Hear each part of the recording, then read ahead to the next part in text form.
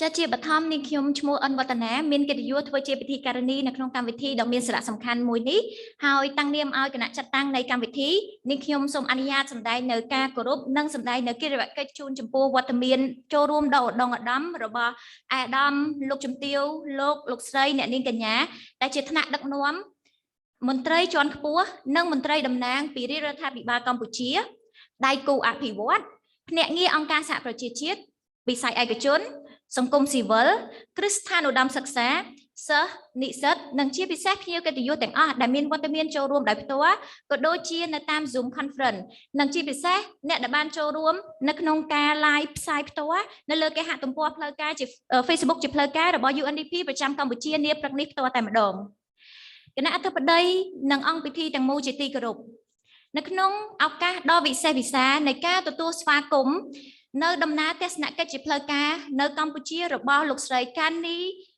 Wignaraja ដែលជាឧបការីអគ្គលេខាធិការអង្គការសហប្រជាជាតិនិងជានាយិកា UNDP ប្រចាំតំបន់អាស៊ីប៉ាស៊ីហ្វិកនាពេលនេះ UNDP ប្រចាំកម្ពុជាមានកិត្តិយសនៅក្នុងការរៀបចំនៅកិច្ចពិភាក្សាគោលនយោបាយកម្រិតខ្ពស់ចំនួន2ហើយនាថ្ងៃនេះផ្ទាល់តែម្ដងកិច្ចពិភាក្សាគោលនយោបាយកម្រិតខ្ពស់ទី1របស់យើងគឺធ្វើឡើងក្រោមប្រធានបទពន្លឿនរបៀបវារីអាកាសធាតុរបស់កម្ពុជាអព្យាក្រឹតភាពកាបូនភាពធន់នៃវិស័យធម្មពលនិងហិរញ្ញប្បទានសម្រាប់ការអភិវឌ្ឍប្រកបដោយចីរភាពដូច្នេះមុននឹងចាប់ផ្ដើមនៅកម្មវិធីនេះខ្ញុំសូមគោរពជម្រាបពីរបៀបវារៈនៃកម្មវិធីនេះដូចតទៅកម្មវិធីដំបូងគឺជាការអញ្ជើញមកដល់របស់គណៈអធិបតីនិងភ្ញៀវកិត្តិយសកម្មវិធីបន្ទាប់គឺជាការគោរពភ្លេងជាតិកម្មវិធីទី3គឺជាកិច្ចពិភាក្សាគោលនយោបាយដែលមានការចូលរួមពីវាគ្មិននៃក្រសួងស្ថាប័នពាក់ព័ន្ធលើប្រធានបទក៏ដូចជារួមជាមួយនឹងការចូលរួមពីសំណាក់ភ្ញៀវកិត្តិយសជាតិនិងអន្តរជាតិ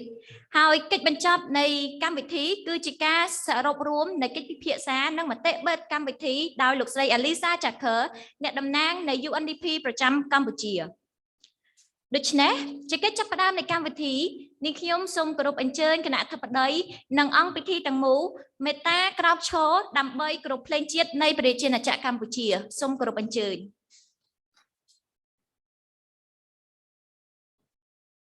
គោរព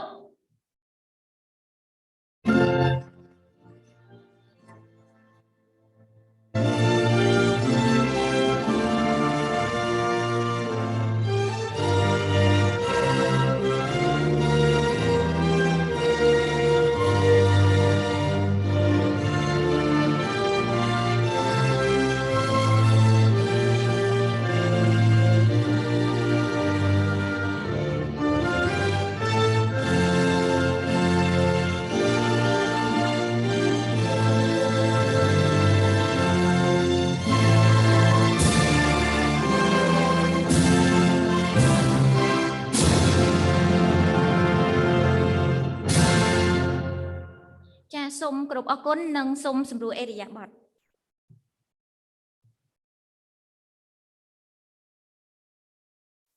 គណៈអធិបតីជាទីគោរពអង្គវេទិកាទាំងមូលជាទីមេត្រីពេលវេលាដែលអស់លោកស្រីទន្ទឹងរង់ចាំនោះគឺបានមកដល់ហើយនោះគឺជាកិច្ចពិភាក្សាគោលនយោបាយក្រោមប្រធានបទពន្លឿនរបៀបវារីអាកាសធាតុរបស់កម្ពុជាអព្យាក្រឹតភាពកាបូនភាពធន់នៃវិស័យធម្មពលនិងហិរញ្ញប្បទានសម្រាប់ការអភិវឌ្ឍប្រកបដោយចីរភាពតែកិច្ចពិភាក្សានេះផ្ទាល់តែម្ដងមានការចូលរួមសម្របសម្រួលដោយលោកស្រីបណ្ឌិត Moeko Saito-Jensen អ្នកជំនាញគោលនយោបាយបរិស្ថាននៃ UNDP ប្រចាំកម្ពុជាហើយអ្វីដែលរឹតតែពិសេសនោះគឺជាវគ្គនៃការចូលរួមជាមតិយោបល់ពីសំណាក់ភ្ញៀវកិត្តិយសជាតិនិងអន្តរជាតិនៃបណ្ដាក្រសួងស្ថាប័នពាក់ព័ន្ធនានាផងដែរដូច្នេះនេះខ្ញុំសូមគោរពជម្រាបជូនឯកឧត្តមលោកជំទាវលោកស្រីអ្នកនាងកញ្ញានិងភ្ញៀវកិត្តិយសមេត្តាត្រៀមលក្ខណៈនៅក្នុងការចូលរួមជាធាតុចូលនៅក្នុងកិច្ចពិភាក្សានាថ្ងៃនេះហើយឆ្លៀតក្នុងឱកាសនេះដែរនេះខ្ញុំសូមជម្រាបជូនថាកិច្ចពិភាក្សាគោលនយោបាយនាពេលបន្តិចទៀតនេះ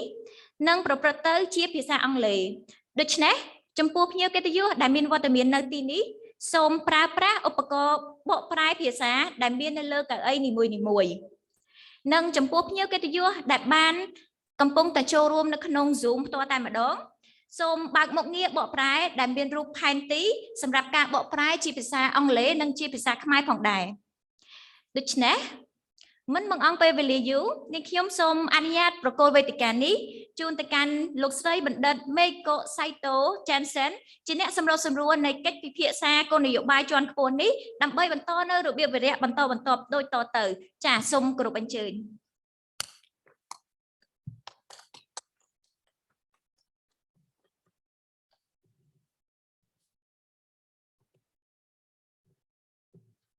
Morning, Excellencies and ladies and gentlemen. My name is Moeko Saito-Jensen, Environmental Policy Specialist of UNDP Cambodia. I'd like to express warm welcome to all distinguished guests and the panelists who joined today's policy dialogue. Thank you very much for being here today. Before I start, I briefly want to introduce the background of this panel discussion.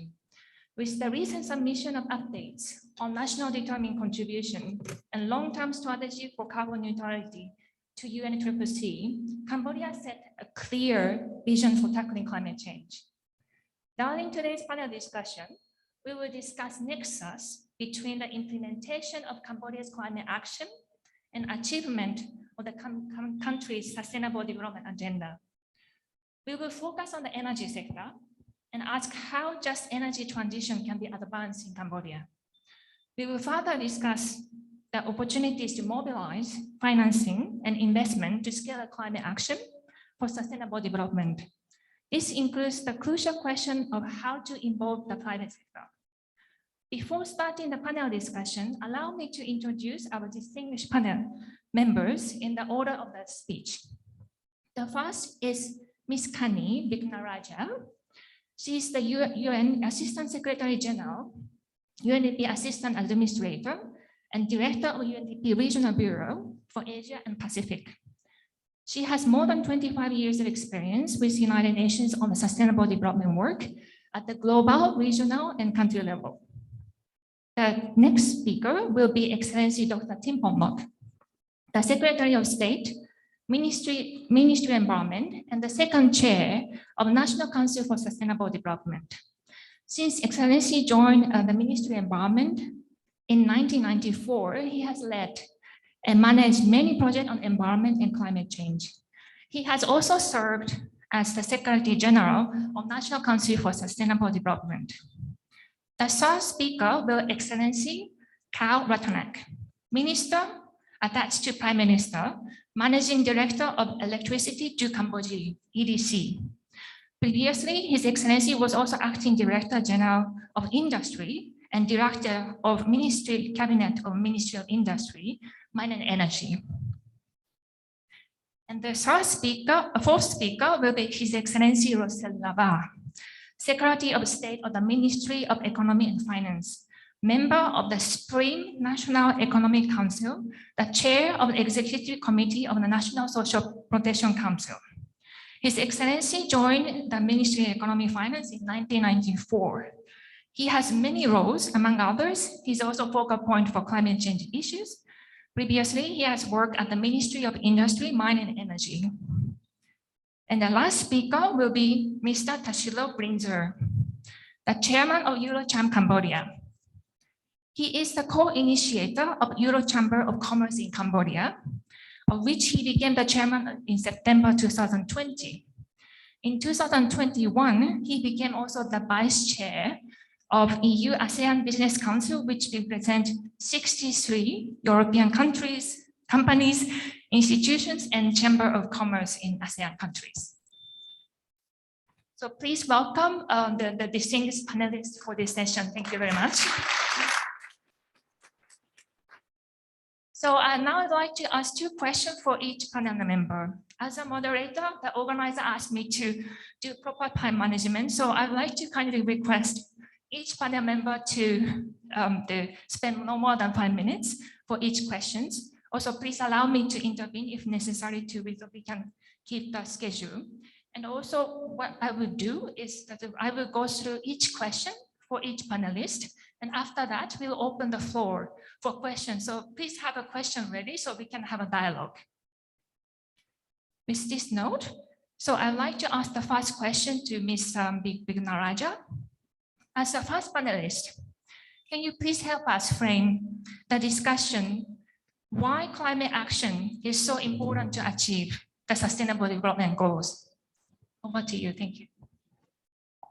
Thank you very much, Michael. And to first say how pleased I am to be back in Cambodia. It's very special. I have for many years come in and out of the country. So it is looking forward to also hearing from such a distinguished, respected panel some of the issues around the climate and energy and financing questions that will determine the future of this country. And like I was saying before we came up here with my fellow panelists, we were saying that decisions taken today will have a very determined, the choices made today will define the trajectory of this country and this region going forward in the years to come. But let me start with that question by saying that as a people of this planet, over the past decades, we have systematically been waging a war on our planet and our climate. And our climate has decided that they are going to wage a war back on us. And we see this. We see this across the world, the devastation that we've never seen with this level of frequency and intensity is with us. This has become part of our lives. And unfortunately, because in many parts of the world, we are not looking at this in this multidimensional way.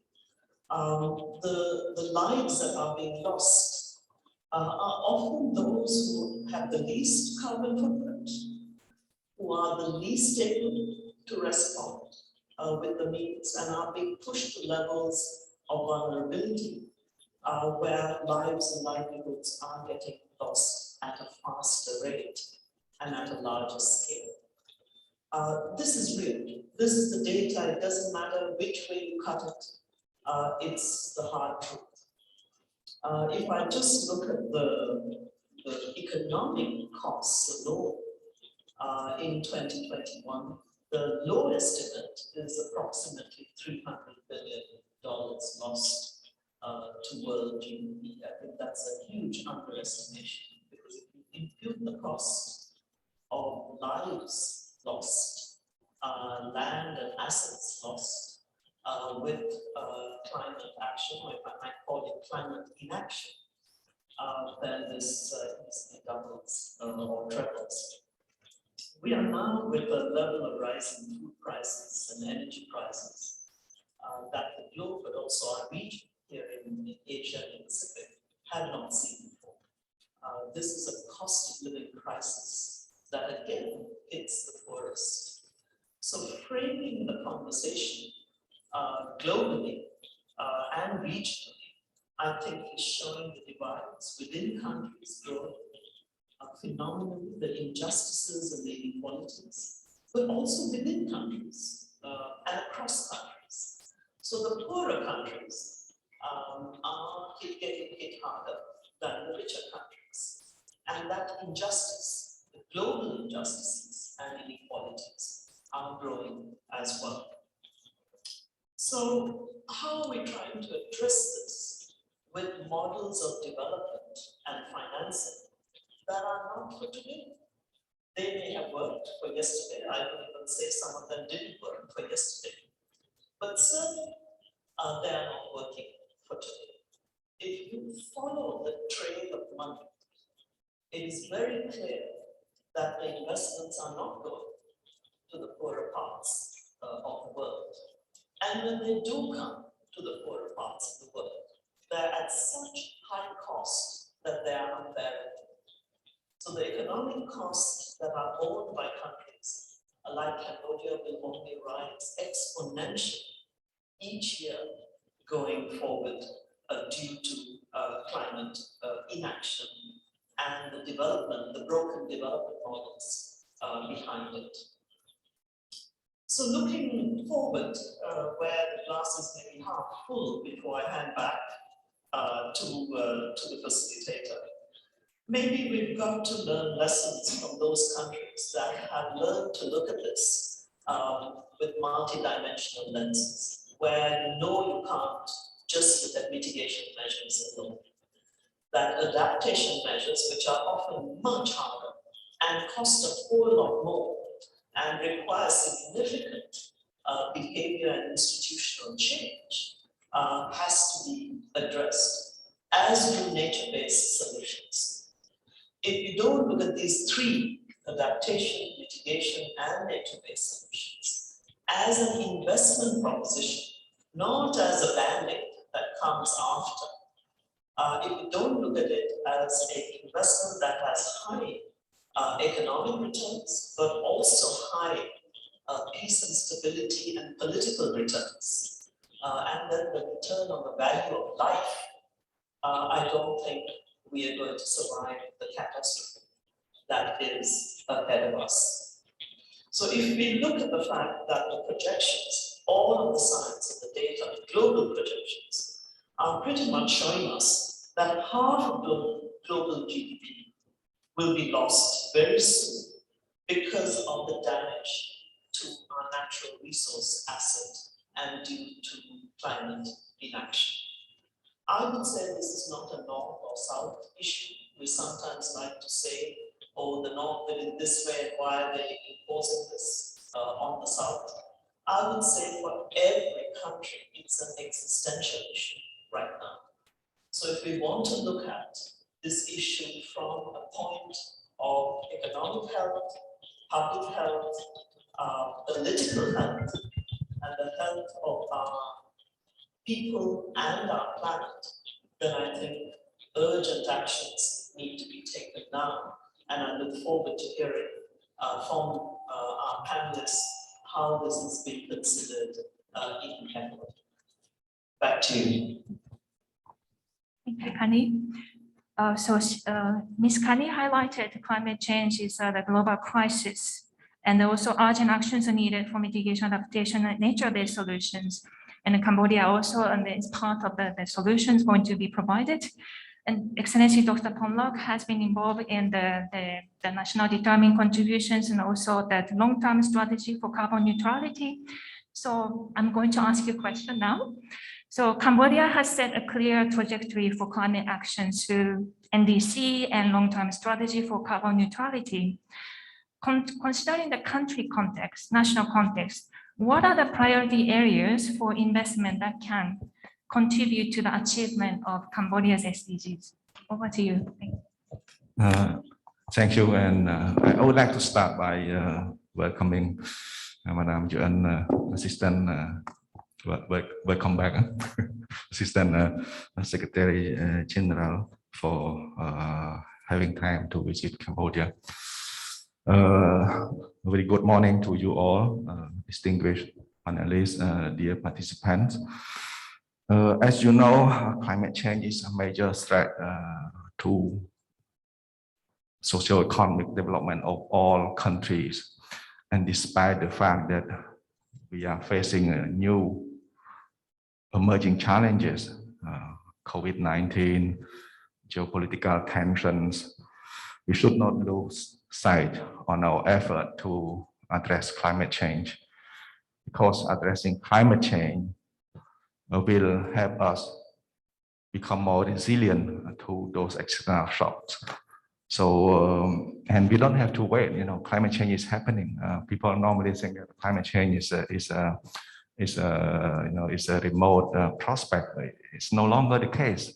If you look what is happening in Pakistan, look what is happening in Europe, or in the US, in China, and elsewhere, you can see, the cost of climate change on development, on livelihood is tremendous, especially as Madam Assistant Secretary General mentions.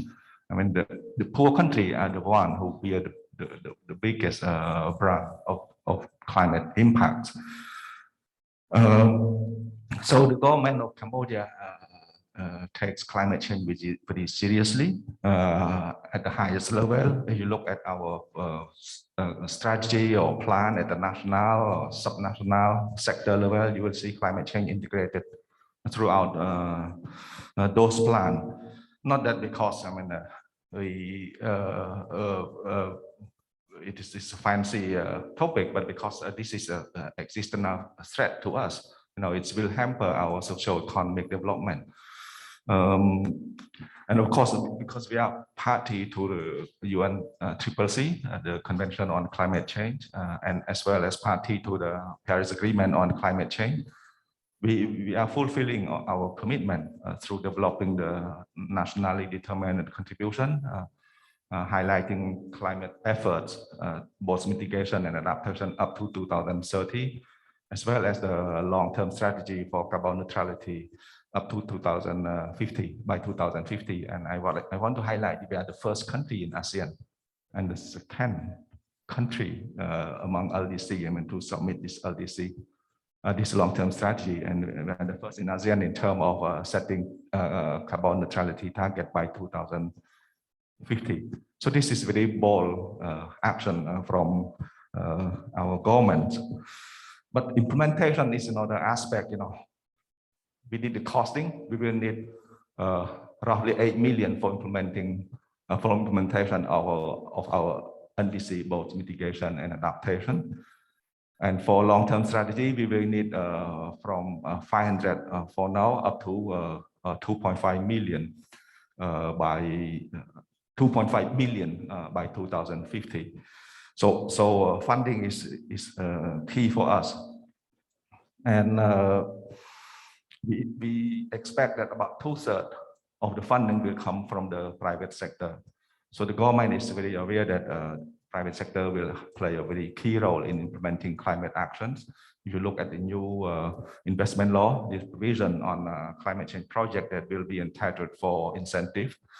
Line ministry developing, most are in the draft form, you know, power development plans. I think Excellency Karan will elaborate more, but you know, the fourth scenario is the one that incorporate diverse source of electricity production as well energy efficiency. For the first time, we are working on energy efficiency policy. We set target on electric vehicle. First time we start to receive a revenue from keeping our forest standing through the RED project, of course, through the voluntary scheme, which doesn't offer much price, highest price, but it's a good start for us anyway. In terms of priority, of course, adaptation is of paramount importance for us. So we need to adapt to climate change in all sectors right now, especially the sector that are vital to livelihood, to our development, water, energy, infrastructure, human health. And this is important in the face of the emerging evidence. You know, you may be aware that the recent World Meteorological Organization report confirmed that the increase of 1.5 degrees will occur by 2026, and the chance is 50-50. So this is quite grim for us because we are a hot country. You know, I mean, we have conducted a study. The 2-degree increase of temperature in Cambodia will lead to around $1 billion loss to the economy. So you can imagine how this will affect our economy. So definitely adaptation is very important in sector like water, energy, infrastructure. So we need to do so in a way to ensure our food security, energy security, and water security. And again, I want to highlight here that human resource is very key for this mandate. And this should be applicable to our capacity to respond to climate change as well. In terms of mitigations, we have developed plans in all sectors, in all key sectors for mitigation, especially for those actions who bring co-benefit, because we have to adhere to the key principle of the convention, the common but differentiated responsibility in according to respective capacity. So this is a key principle for us to act on mitigations. And probably you may be aware that right now there's a single set of rules for all countries. So I think it's a very big shift in approaching climate action globally, because we agree on a set of rules for all countries. Implementing Paris Agreement will be more facilitative. So this implementation level is not that, okay, you are a developed country, you have to do this first because you have a responsibility, a historical responsibility and so on. It's no longer the case. So we are acting under a single rule. This is, I think, a big compromise from the developing country. But we believe that CBDI remain important, this principle, because we need resource, we need technology, we need capacity to implement our climate action meaningfully. And thank you very much.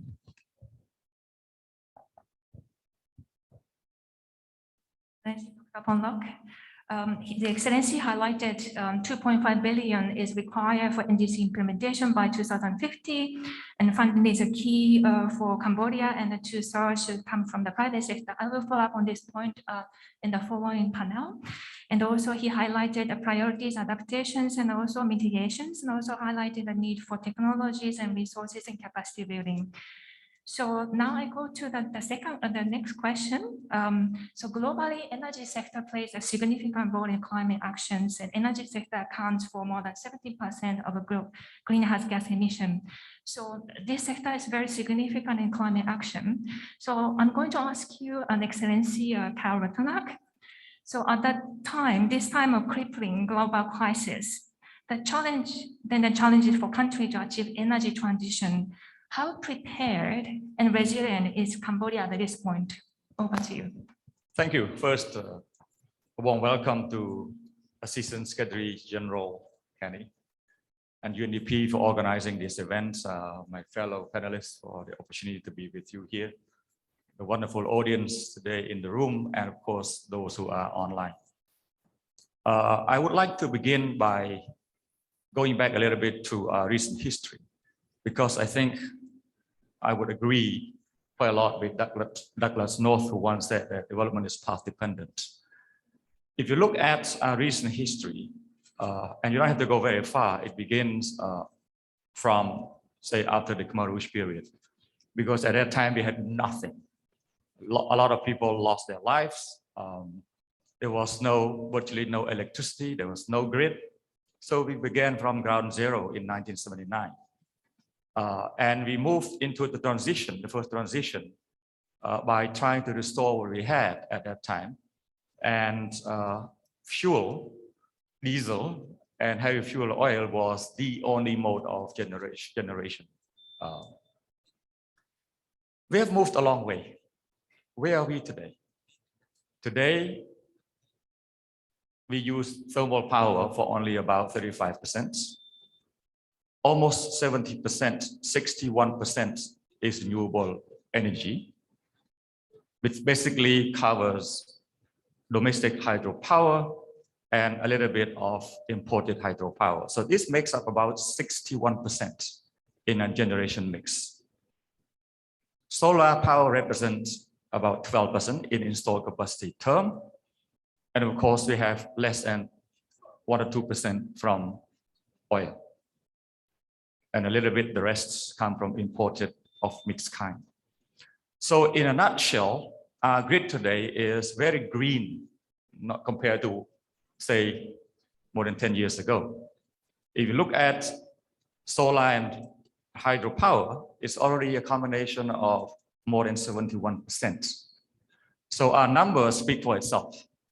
There are people who try to project that Cambodia is very much based on thermal energy, but if you look at our number, it's clear that we are good and we are on track to better things.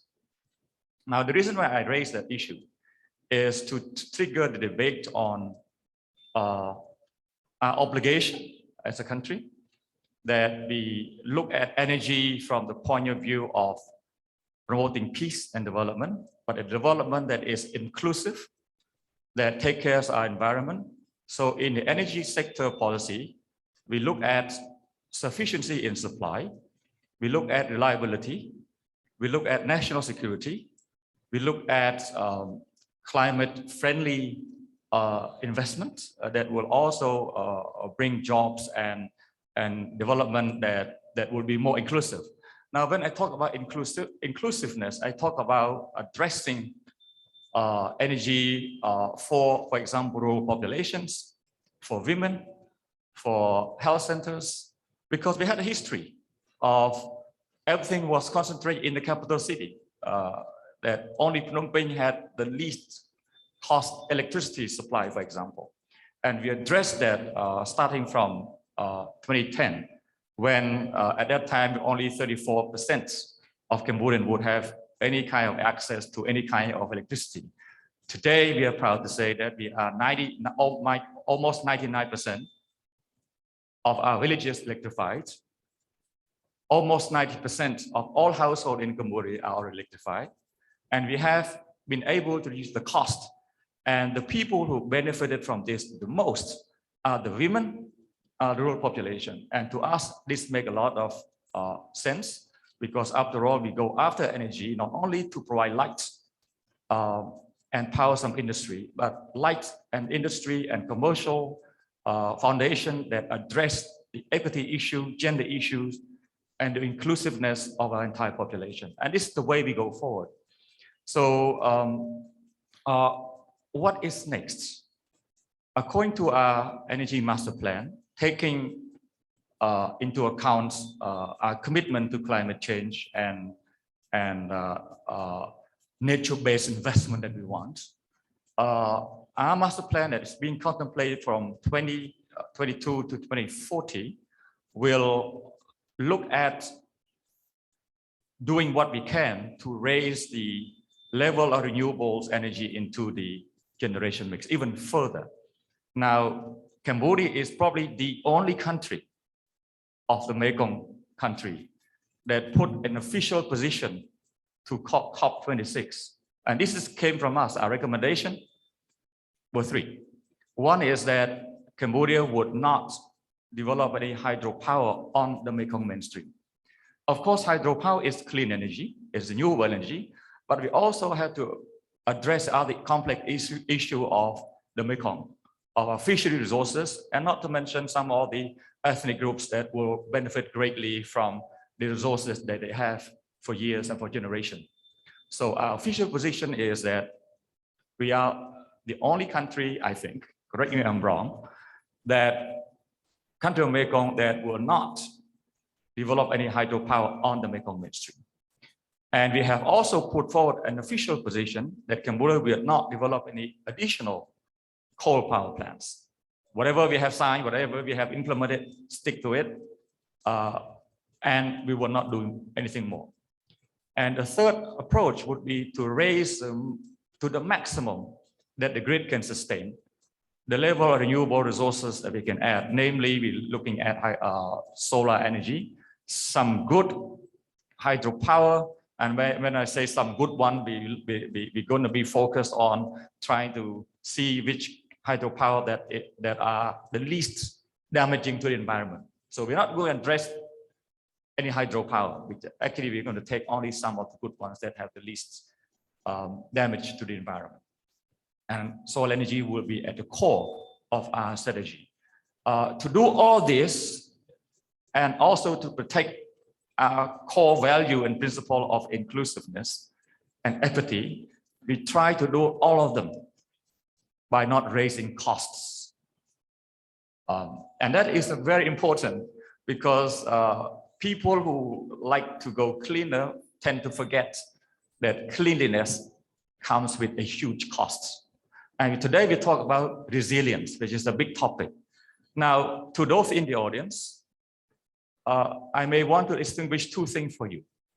One is the key term called reliability, which is basically as we go to have more power supply, but we also want to be less disruptive. So we want to make sure that investment going to the grid system, for example, will be to make sure that you don't have a lot of national blackouts or brownouts or outages here and there. So continuous supply is important, and that is reliability. But there's another term which is important to the energy sector and policymaker and investment as well, which is resilience. Resilience can be different from the word reliability in that when you look at reliability, you look at kind of blue sky planning condition. When you talk about resilience, you talk about investment that goes to make sure that some of the special low frequency yet impactful events that could occur, but then your system will be adaptive and responsive to mitigate or to reduce the impact of those things. For example, the issue with COVID, the issue with geopolitical issue from Ukraine, and disrupting supply chain, and how resilient are we as a generation system and transmission distribution system that we can respond in a way that will not bring disruption to the million of lives out there who are trying to make the ends they meet. And today is an example that when we are meeting today, Cambodia is running almost 90% of its generation from hydropower and solar power and imported hydropower from Laos. As we speak, 90% is from hydropower because we have rain, we capitalize on it, and we have been doing so without raising the electricity tariff for the world and adding any environmental footprint to the world. So the fact that we've been able to provide clean energy to the Cambodian economy by not raising tariff, it also reflects that our system is somehow quite adaptive. Now, it hasn't come at a lower cost. It's huge cost and difficulty, but we are able to manage. So going forward, we can say to you that our path is very clear, greener, and we're going to build a grid that is more responsive to the typical blue sky condition and add reliability to the system. But again, we are also going to address and invest more into making sure that we go one step beyond by providing better resilience for our generation, transmission, distribution system. Thank you. Providing a detailed accounts of the energy sector, how it transitioned to also incorporate also the new level of the renewable energies in the energy mix. And also His Excellency also highlighted greener, responsible the energy sector, and highlighting resilience and more investment, also responsible investment will be required. This also connects to the next question about finances. The Excellency Dr. Ponoko also mentioned that additional finance is required for Cambodia to achieve the climate action. So Excellency Roselva, the question comes to you. So how is the royal government of Cambodia looking at climate green finance as an opportunity to diversify source of finance for the achievement of the Cambodian SDGs? Over to you. Thank you.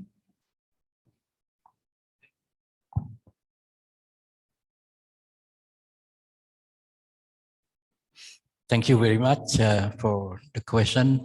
First, my respect to the panel, especially to the UN Assistant Secretary General, Dr. Kanni, and also welcome and good morning to all the participants here and online. So I would like first to maybe make a statement that what the government is looking at climate change, not just as an opportunity to diversify the source of financing or achieving the Cambodian SDG. What are we looking for is opportunity to have a broad strategy for future growth, future development in Cambodia. Here, I don't want to draw the line between financing climate action as a solo, different from climate financing development. So we are now in a situation there, a lot of uncertainty. evolving the COVID-19, the geopolitical crisis in Ukraine and other related crises. But I see this as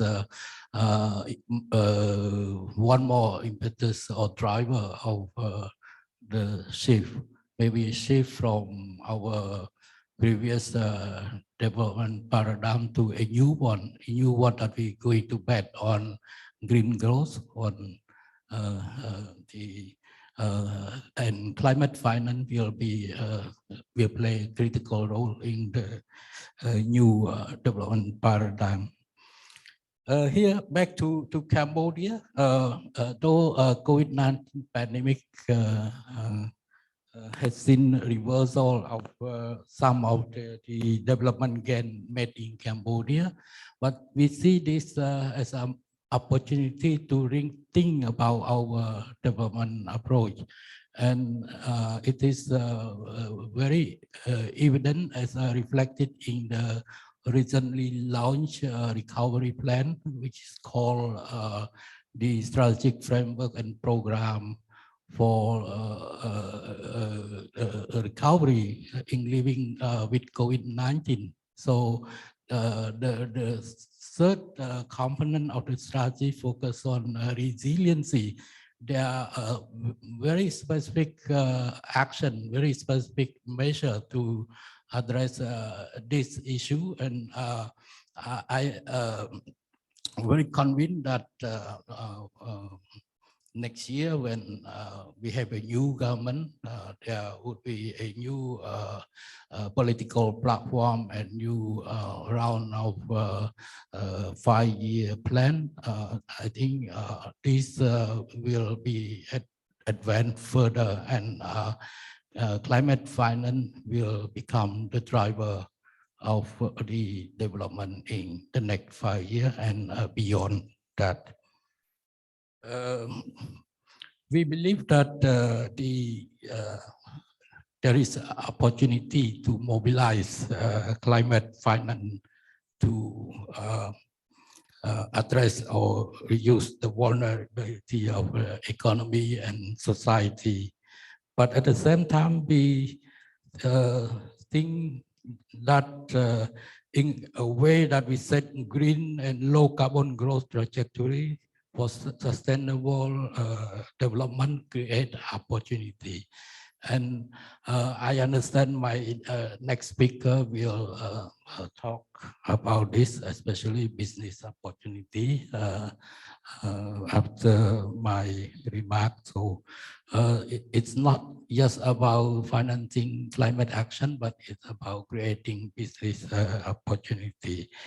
For example, the long-term strategy focus about neutrality estimate that implementation of climate change mitigation action had the potential to create 500,000 jobs. There is a potential. So to this effect, I think the Ministry of Economy and Finance, the Royal Government of Cambodia, is exploring and make its best effort to tap these resources. So far, public finance allocated to climate change is gradually increasing. I think it's around 2.2% of GDP in 2020, and effort underway to mobilize grant and debt and equity instrument from bilateral and multilateral partners.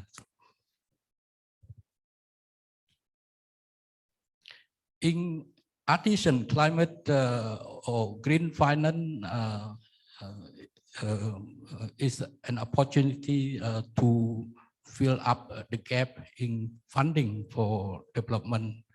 So moving into that direction, I am convinced that Cambodia would be able to fund the mitigation action, which estimated around $5.7 billion US, especially for waste and for energy sector, and also to finance the adaptation action, which is about $2 billion, mostly for infrastructure, water, and agriculture. Another area of opportunity, the government is looking at maybe in the medium to long term at at making our electricity sector greener. So on the supply side, renewable energy, including hydro, dominate the electricity generation in Cambodia.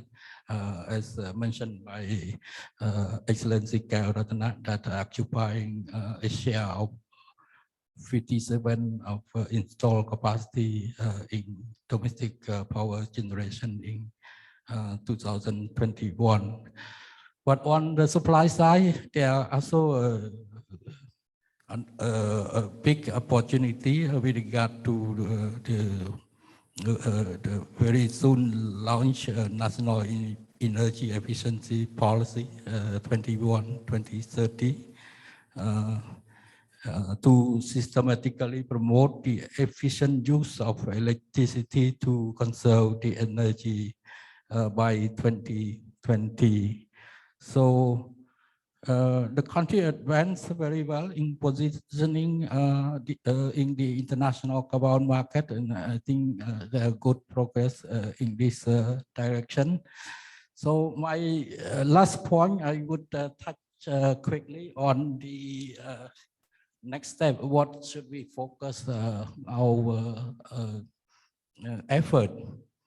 So first, I think strengthening institutional capacity is very important.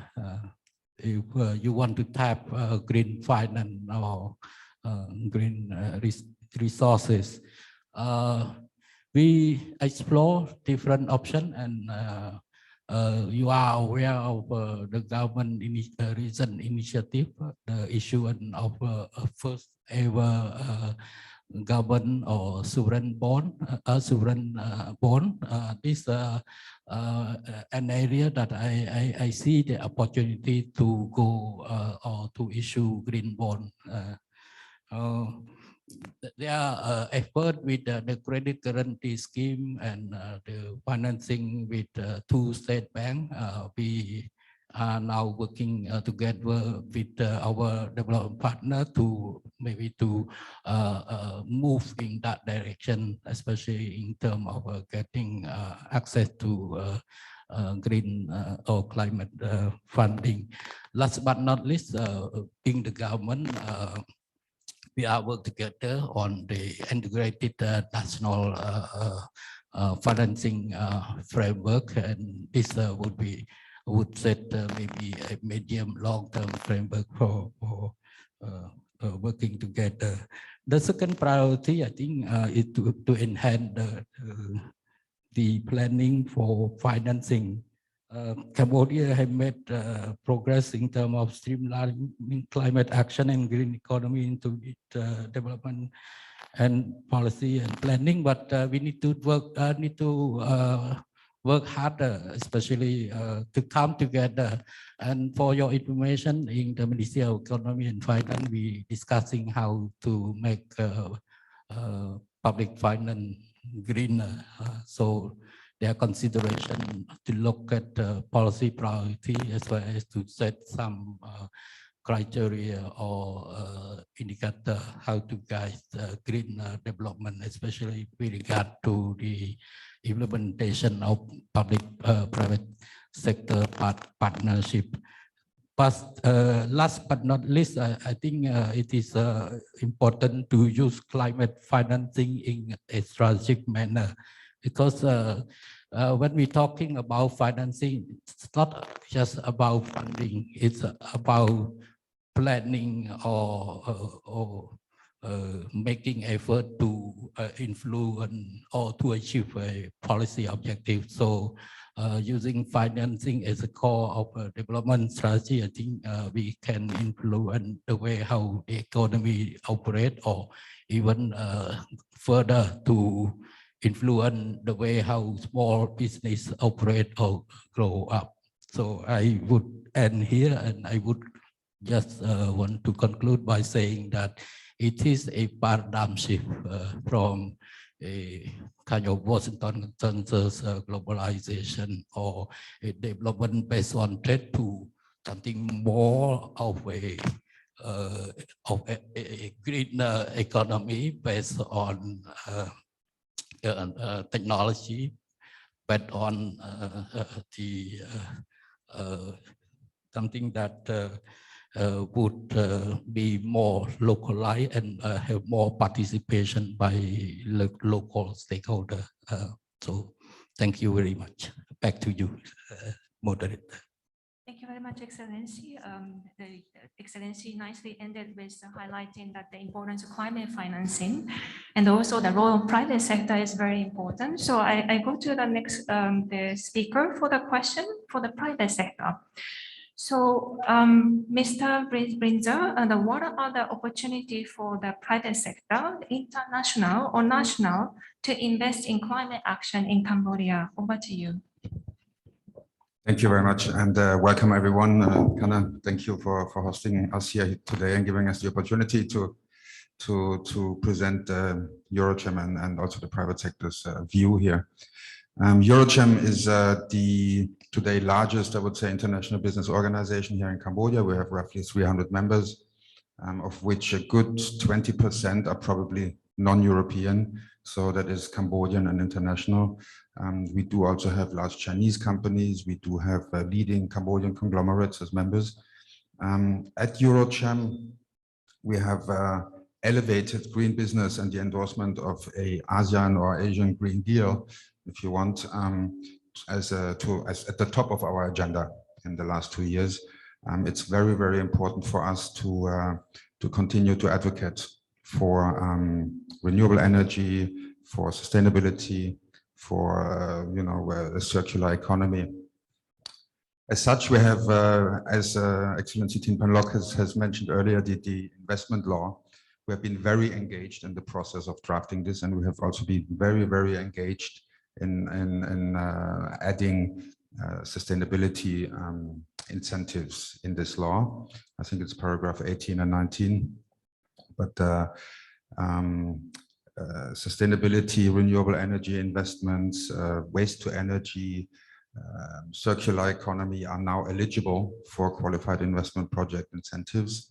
And this is, I think, a very, very important step, because it allows companies to come here and to propose sustainable investments and get them approved by the CDC, the Council for the Development of Cambodia, and invest on the long term as well. EuroChem also has launched a sustainable business hub, or is in the process of launching a sustainable business hub, where we continue to advise and support business that look to invest into sustainability here in Cambodia. So this is definitely also a big step for us. We ongoingly continue to work closely with the government, with all departments of the government, because this is an issue that requires many, many government agencies and ministries to cooperate and to pull in the same direction with the private sector to improve green business opportunities here. Speaking about the private sector, as you know, many of the largest companies that are engaged here in Cambodia and also in the region have very strict and binding carbon neutrality goals, often already by 2030. And these goals, also influence their investment decisions.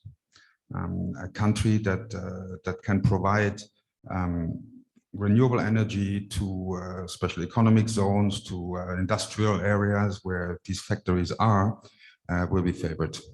And this is something that we at EuroChem also try to constantly advocate for. We have just released a position paper on renewable energy, where we continue to promote a full integration of rooftop solar into the energy grid, knowing of course that there is many restrictions and many technical issues that need to be solved prior, but overall as a vision, as an idea, we need to push into this direction. Then of course there's many other opportunities to invest in sustainability and energy resilience. I think energy efficiency is a big point here in Cambodia. The construction sector is a large sector. Energy efficiency in buildings is a big market. We can save a lot of energy and also energy costs by making these buildings more resilient and more efficient. Then of course tourism is a big area as well. I think real ecotourism offers a lot of opportunities. Cambodia's islands have huge potential here in particular, and higher value tourism that is attracted to countries that endorse sustainability and renewable energy and green business as a whole is very, very promising and is of high value. And so these tourists bring more money than traditional mass tourism as we used to have it. Then there, of course, is the EV market, also mentioned by Excellency Tim Lok, and its peripheries, such as charging infrastructures and maintenance industries and sectors. This will be definitely a strong growth market here. We look forward to having more business and attracting more business in this area fast, hopefully. As a private sector, we are constantly, working with the government and lobbying and advocating the government on all levels, finance, environment, EDC, to move faster forward. The private sector is a driver, I think, in general of the energy transformation and the transformation towards a more sustainable economy and society.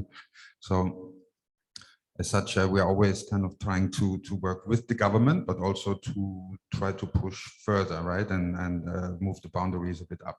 So this is our work. I think in Cambodia, we have the number of opportunities for the private sector will continue to increase as long as these government agencies and the government as a whole provide a open and welcoming framework for such investments. This is something that, where we need the support of the government. The government needs to come up with a vision, and then the private sector can enter that vision as well. In particular, also, I think in green financing, there's many international institutions and organizations that are very willing to invest into Cambodia, into infrastructure, into smart grids, local, regional, national. I think the funds are there. As we have heard earlier, it is not the developing countries that have, caused climate change, but we are still in the same boat today, and we need to work together and create all the political and legislative framework for the developing countries and their financial arms to invest into developing countries. To develop countries to invest into the developing countries' infrastructures and help them to upgrade and to be more efficient in terms of energy, but also water, for example, will become a big issue in Cambodia. Also here, grids need to be updated. So we need a good cooperation between the government and the private sector to enable more investment into sustainability. Thank you. Mr. Tassilo, so you're highlighting that good cooperation is required between public and the private sector for renewable energy, and energy efficiency, ecotourism, and green businesses. So now we also went through the first round of questions. So I'd like to open the floor for comments. So we want to actually have a dialogue with the participants. So after hearing all the remarks from the panelists, please share with us any thoughts, contributions, and comments if you have. now open for the question, comments.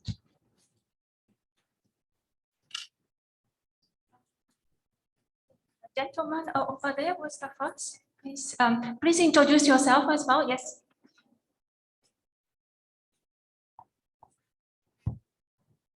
Thank you so much. I'm Woodtap from UNDP, part of the UN system.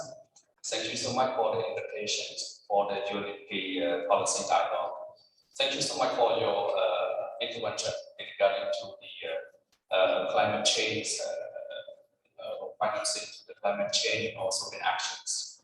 So I come up with some question or looking for your strategic recommendation or advice.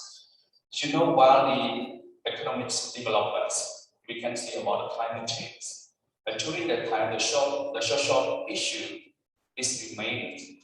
For example, like in Cambodia, we can see that young people represent almost 1/3 of the population in Cambodia.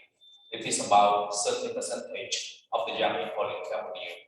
And currently, they remain challenged to the issue including like climate change, disaster,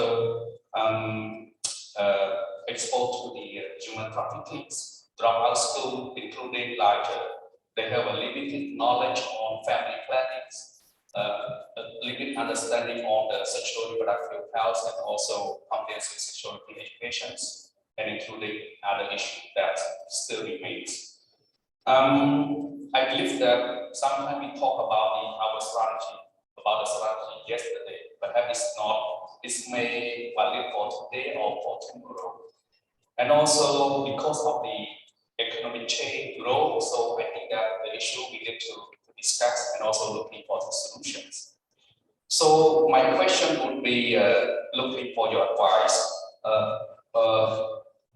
What are the recommendations that would be for, like, especially for young people in Germany to adapt to the current issue, for example, like about the climate change or the international issue, for example, like in Ukraine, something like that.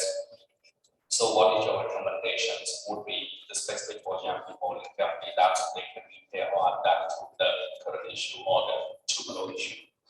The second question would be related to the private sector, because here, thank you so much, a lot of private sector come to the events. I have my question to Mr. Tassilo. You know, I would focus on the corporate social responsibility. So we can see that private sector partner with government, with the UN, and also with the CSO, and also with the other group, for example, like how to address plastic issue, reduce plastic, or commit to the climate change or green environment, something like that. Mr. Tassilo, what is your strategic recommendation or action that would be for private sector that we can work together, or a joint action, or actions that could be address the issue, for example, like how can we promote the CSO among the private sector to address not just only about the climate change or financing, but it's about the social development, social issue. Thank you so much. Thank you. May I know the first question is for food, which panelist, and the second also? Okay, yes. Maybe I will collect several comments and then I will ask the panelists to answer. And the Miss, please.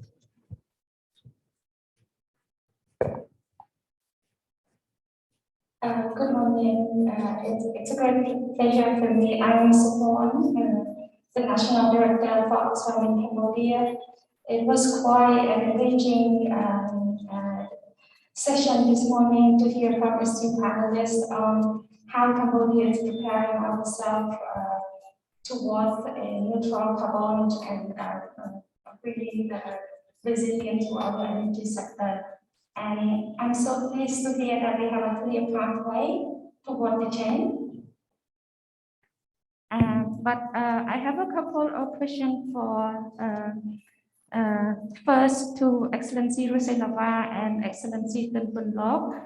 We know that this is a big effort, and Excellency Ruselava mentioned that to achieve this agenda, we need to have participation from the local stakeholders. And I would like to hear your thought on what are the roles that civil society organizations should play to contribute actively to achieving our climate agenda. And to Excellency Tan Bun Lok, the same question, but towards achieving Cambodia NDCs. And Excellency Karatana, you mentioned about an inclusive transition. So I would appreciate if you could elaborate more. What do we mean by that, and the strategy that help us achieve an inclusive transition? Thank you very much. Thank you. Yes, please.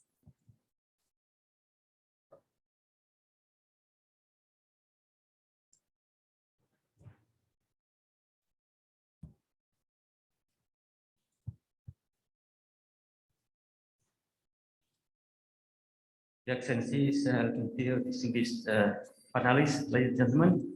My name is Kung Supal. I'm from the Ministry of Public Works and Transport. Actually, Ministry of Public and Transport is one of the key ministries, to address the climate change activities. So I'm pleased to learn a lot today, especially from the Ministry of Environment, on the name of the government to share a lot of commitment, especially on the two documents you mentioned this morning, especially the nationally determined contribution and the long-term strategy for carbon neutrality. So my concern is, there's a lot of action addressed in those two documents related to transport sectors. But how, my question is, how can we address those kind of the activity into the real practice? But will the Ministry of Environment create some, mechanism, to share those action and to create institution to implement those kind of action? So that I think I have a lot of questions, but to save the time, I give one question first to Assistant Bundok. Thank you. Thank you very much. There are a lot of questions, Chair, for the panelists. So for the interest of time, what I would suggest is I'm going to go through the second round of questions and incorporating your question so that panelists can answer to your question as well. So I'd like to move to the second round of question. So Ms. Kanni, so I'd like to ask the question, what do you see as the major trends, opportunity, and challenge in the Asia-Pacific region in advancing climate action for sustainable development? How do you see the role of young generations and also local communities in achieving also this ambition? Over to you.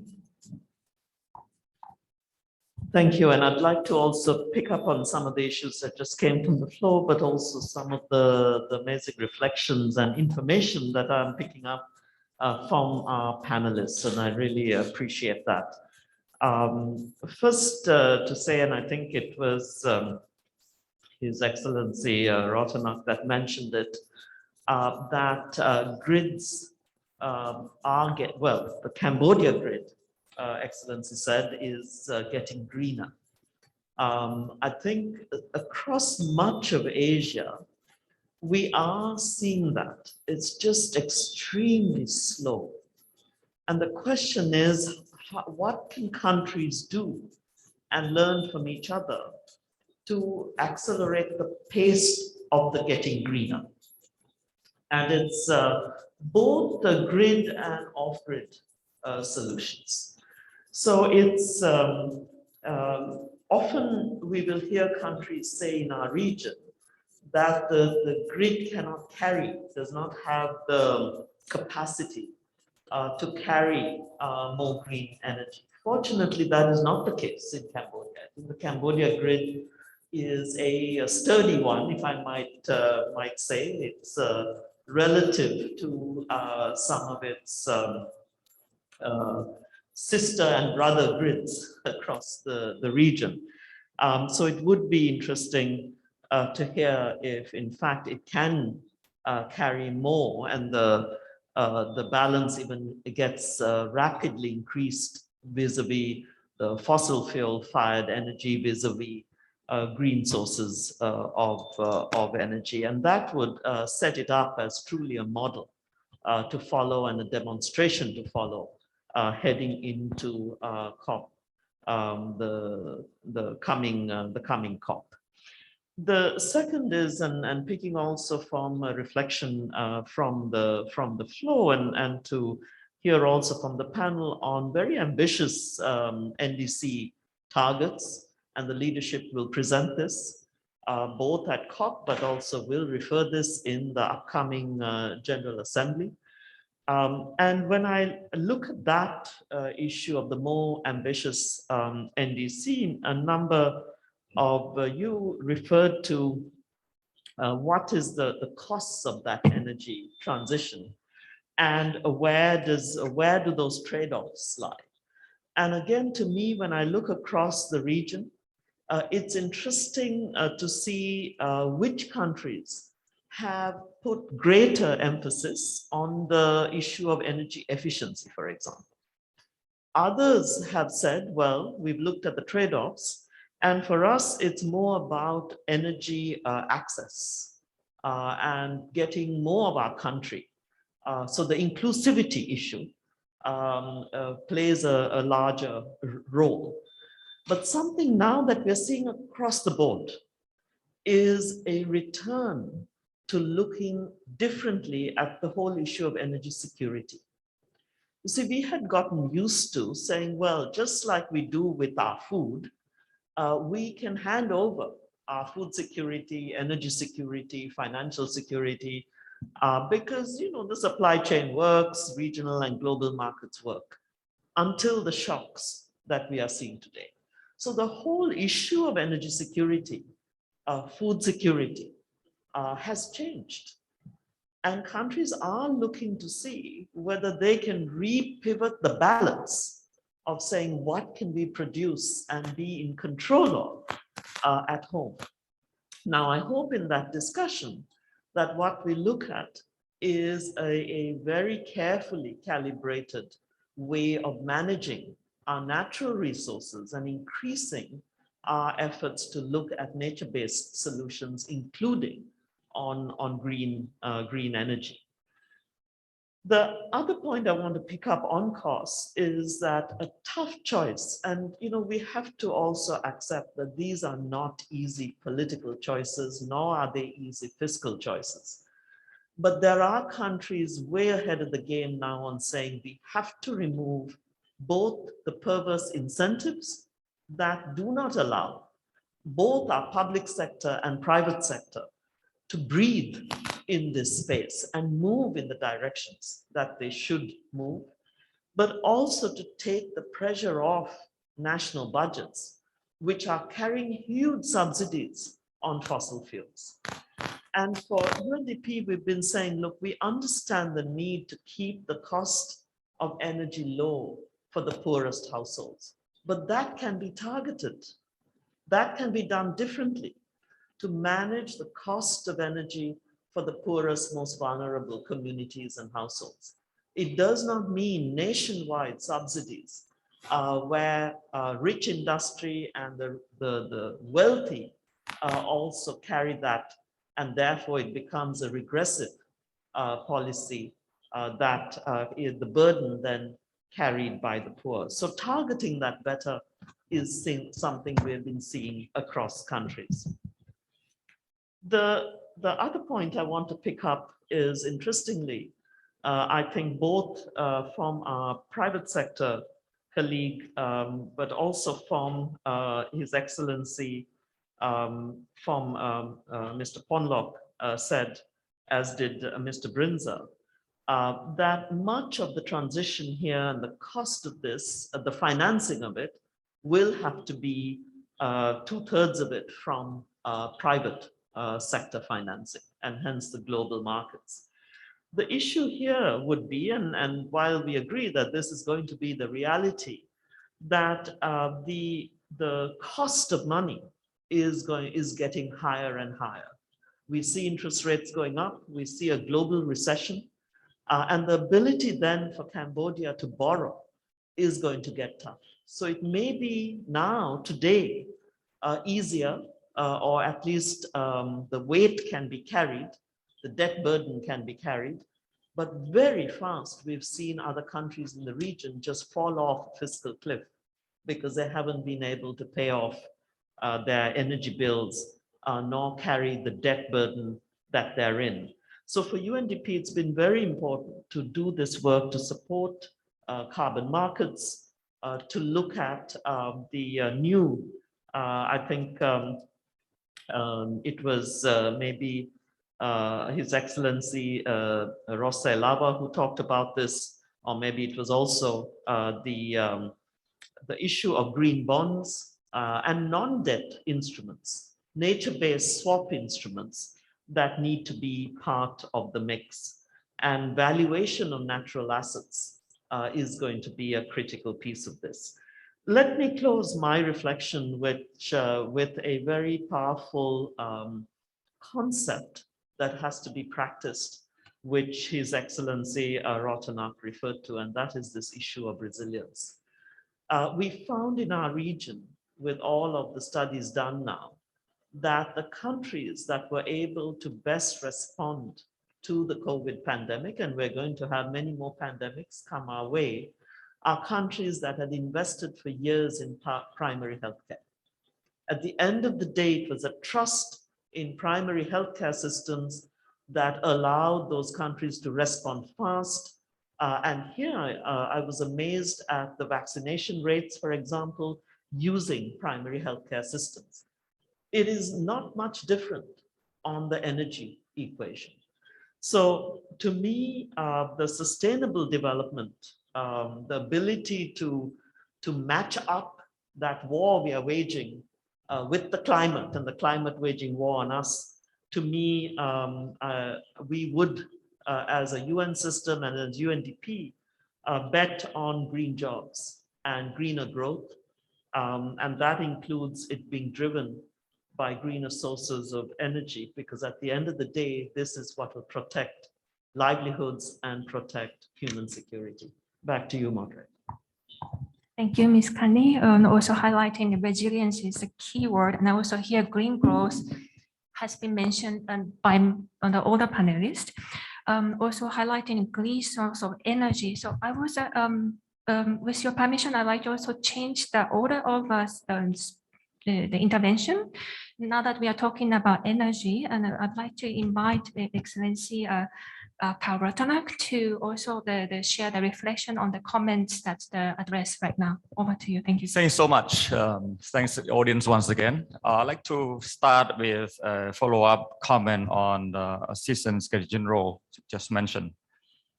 Like I said before, we are quite proud of our environmental footprint today for two reasons. First of all, we are a small economy, and by being small, our carbon footprint is also very tiny. Today at peak, we are producing energy just above 2,000 megawatts compared to Vietnam, 50,000, Thailand, 50,000 and increasing. So in terms of our pollution footprint, it's quite tiny. Having said that, it doesn't mean that we're going to sit idle and do nothing to our planet Earth. We'll do our part, and we've been doing our part. Secondly, it's the composition of our generation mix. Hydropower and solar power, a little bit with biomass, represent almost 62%. In a rainy season like today, we draw almost 90% from these resources. So we are proud of it. Is it enough? We should just be satisfied with it? Absolutely not. That is the reason why we have put forward a plan that will make our generation even cleaner and our grid even more reliable and resilient. Now, I would not want to give the impression to the audience here and online that our grid is stronger than the Thai grid or the Vietnamese grid, for example. However, with our tiny generation and the way we structure our distribution and transmission system, and the fact that we are interconnected with Thailand and Vietnam, it allows Cambodia to basically use our interconnectivity to leverage what little resource we have. So the ability to be able to go this far is also with the support of our friends and neighbors like Thailand and Vietnam. So I don't want the people to really take the impression that we are strong, we can be independent and alone. No, no nation is big enough to do with its own issue, because a lot of the issue that nation has to face come from multiple factors, including those from external environment. So in that, I want to make clear. Now, having said that, I still like to concur that we can actually move from our actual initial stage of 100% fossil fuel not long ago, and at less than 34% of electrification rate in 2010 to now almost 90% household, of course, 98%, 99% villages electrified with the same grid system, with very strong renewable energy footprint. It can be done, and it can be done at low cost. When I joined EDC back in 2018, the cost of energy, the highest cost of energy across Cambodia can be said in simple terms, almost $1 per kilowatt hour. And you know where the cost we stand today. It's a huge improvement. So it can be greener and it can be better. That is a fact. But also I'd like to add that the issue of energy security is very important. That's why in our power sector master plan going forward, it's not only to meet the demand, sufficiency in supply, it's not only to make the transmission resilient, more resilient and more reliable, but also the issue of affordability, inclusiveness, and national security, a more environmental footprint, which is less, it will be there. And but again, Cambodia would not close its doors. Given what we have gained to date, we continue to work with our partners in the region and around the world to make sure that we can leverage our little resources with what can be garnered from our side. I also would like to take just 1 or 2 minutes to respond to 1 or 2 issues from the audience, which is a specific and good question from Oxfam representative. Issue with inclusive transition. To us in the energy sector, and especially for a country that emerged from the killing field. This is extremely important. And we're not talking about theoretical debate, we talk about real practical targets and measures that we have implemented and what we're going to do. So how can we see this inclusive development in what kind of form in energy transition? For example, we could have done that EDC as being the state-owned company, we could have chosen to invest everything by ourselves. We did not do that. We opened the investment to private sector for major projects in transmission and investments. We basically bring in international investors because it requires huge financing and risks that only project financing of international scale can be done. Having said that, how to bring this development further afield for the domestic players, like the investors across the country. Today, we are proud to say that EDC is one distributor among the more than 400 private distributors out there. So basically, what we have achieved today, it is not because EDC is strong, but because we are strong in our partnership with both international and domestic private sector players. And you look at distribution investment, the bulk of the investment come from the domestic investment, which is the 400 distributors out there. So that is a point of inclusiveness that we're not going to drive the whole thing by ourselves. We look at small investor, which at the end of the day, in aggregate term, make a huge difference. Now look at the solar investment. And this is the point where sometimes it is a little bit, to us, mischaracterized. For example, sometimes EDC is pitched against the idea of we are not pro rooftop solar, we are pro solar park solar. And the issue is not that. It's come from the core value and principle we have adopted, which is to look at inclusiveness. At a given point to make the grid stable, renewable energy, which we're talking about intermittent resources like solar power or wind, but we don't have wind. So we have solar power. So solar power, as you know, it can be quite intermittent. Rainy day, no power. If you have the sun, you have power. So it's unstable. And because of that, there is technically a certain amount of it that can be injected to the grid and not make the grid destabilized. It's a fact. It's not theoretical. So the choices for the Cambodian government would be two. How we are going to increase the solar proportion in the grid, which can keep the cost down, and also the benefits of this injection will be to everyone, inclusiveness. So for example, if next year we could, just an example, if next year we could put 100 megawatt solar more into the grid, are we going to put 100 megawatt in solar park? So investment can be planned, large scale, and the cost will be low. For example, the last bidding of solar farm in Cambodia will be just 3 cents. In this audience, and perhaps online, there is no one in the private market on a smaller scale that can outbid this price. So in a nutshell, what I'm saying is that if we could put 100 megawatt into the system without destabilizing it next year, for example, and we prefer that perhaps at this stage, given the state of our energy system and economy, we would prefer that it go to the solar farm investment, because the cost from the solar farm is very low. For example, 3 cents, and that 3 cents will be injected to the grid, and it will to be shared by everyone in the Cambodian economic system. Suppose we didn't do that.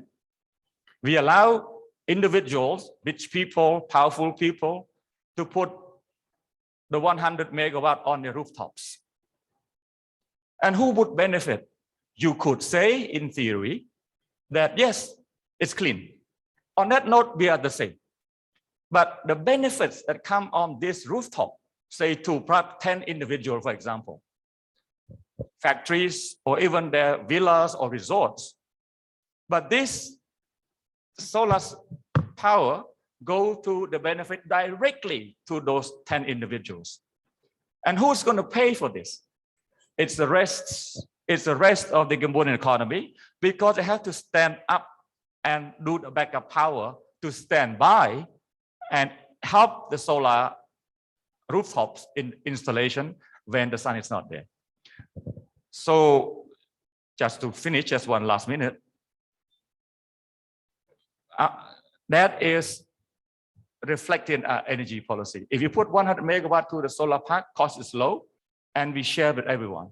Whereas rooftop tend to be biased toward those who install, and those who do not invest in this installation will probably see cost increase. The reason why is that because they have to spend the money on backup power, transmission, and distribution. Now, does it have to be either or?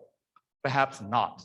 So that's why going forward, we are going to engage with Eurocharm, with UNDP, which has taken the lead with us, to see how can we strike a better balance. And I'm looking forward to having more conversation with Eurocharm and others to precisely go forward greener, but also not to unfairly discriminate in terms of benefit to those who have not put that. Sorry about the time. Yeah, this is a very exciting conversation that we are having on the energy sector. Now I would like to request the Excellency Dr. Tim Pong Lok to answer some of the questions. So I will combine questions. What to you? What are the major barriers that need to be addressed to unlock this climate-related investment? There was also a question about the role of transport sector and also plastic management. How the circular economy, plastic management play a role in this endeavor. Over to you. Thank you.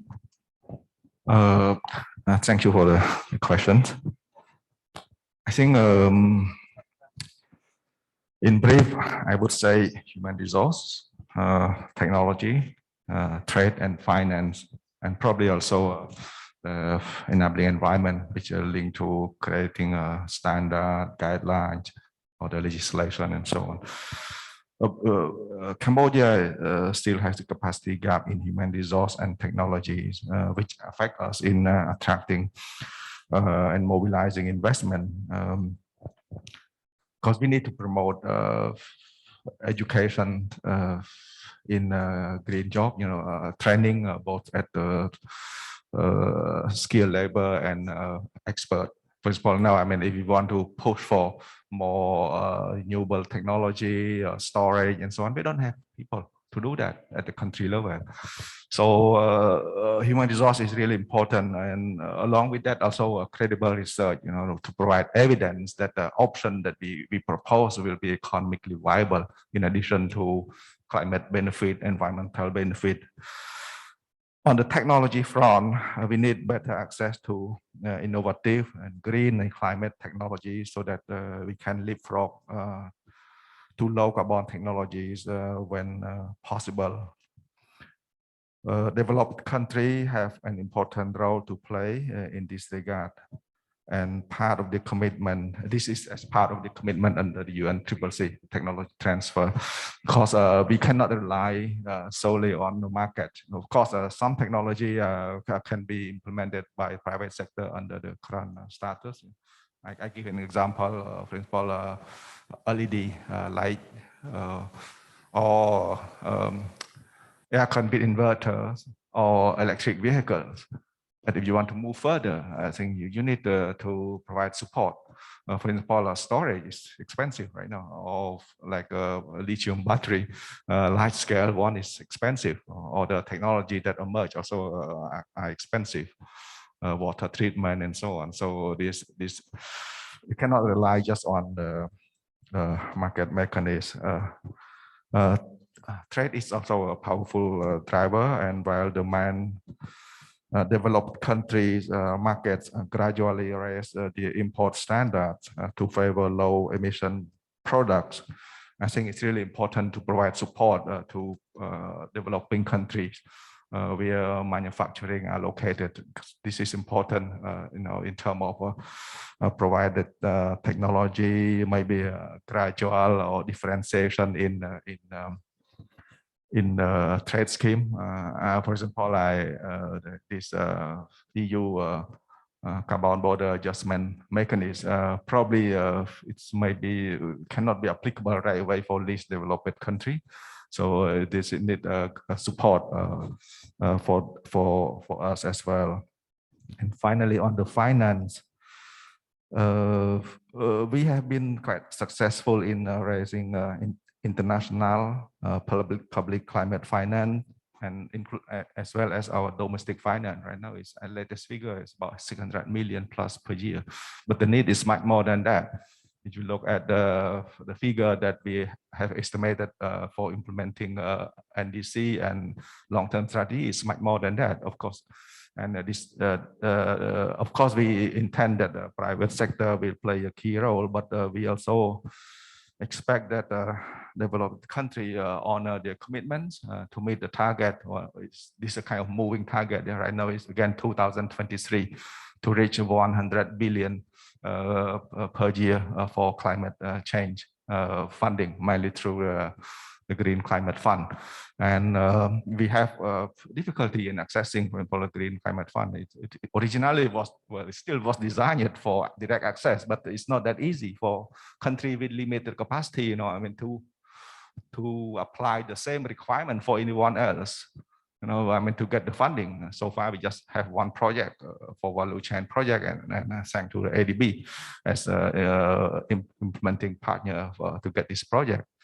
We have just one accredited entity, NCDD, and they are at a very low tier. I think just maximum of 10 million, and there's still a long way for them to go to get this money.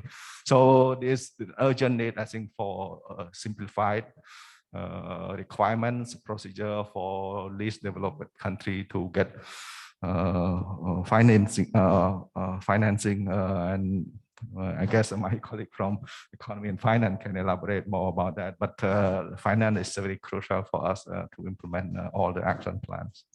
Thank you.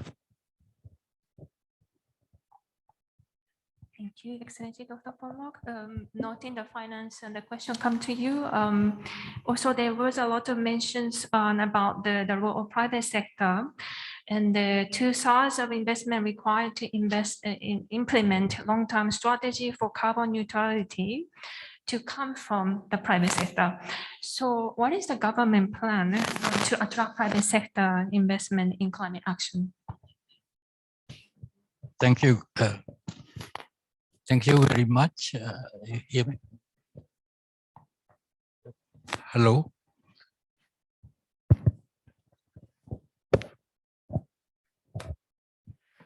Thank you. I will quickly respond to the question explaining the government plan on how to capitalize or work with the private sector for to mobilize climate financing. And we'll later discuss a bit about the question from the audience.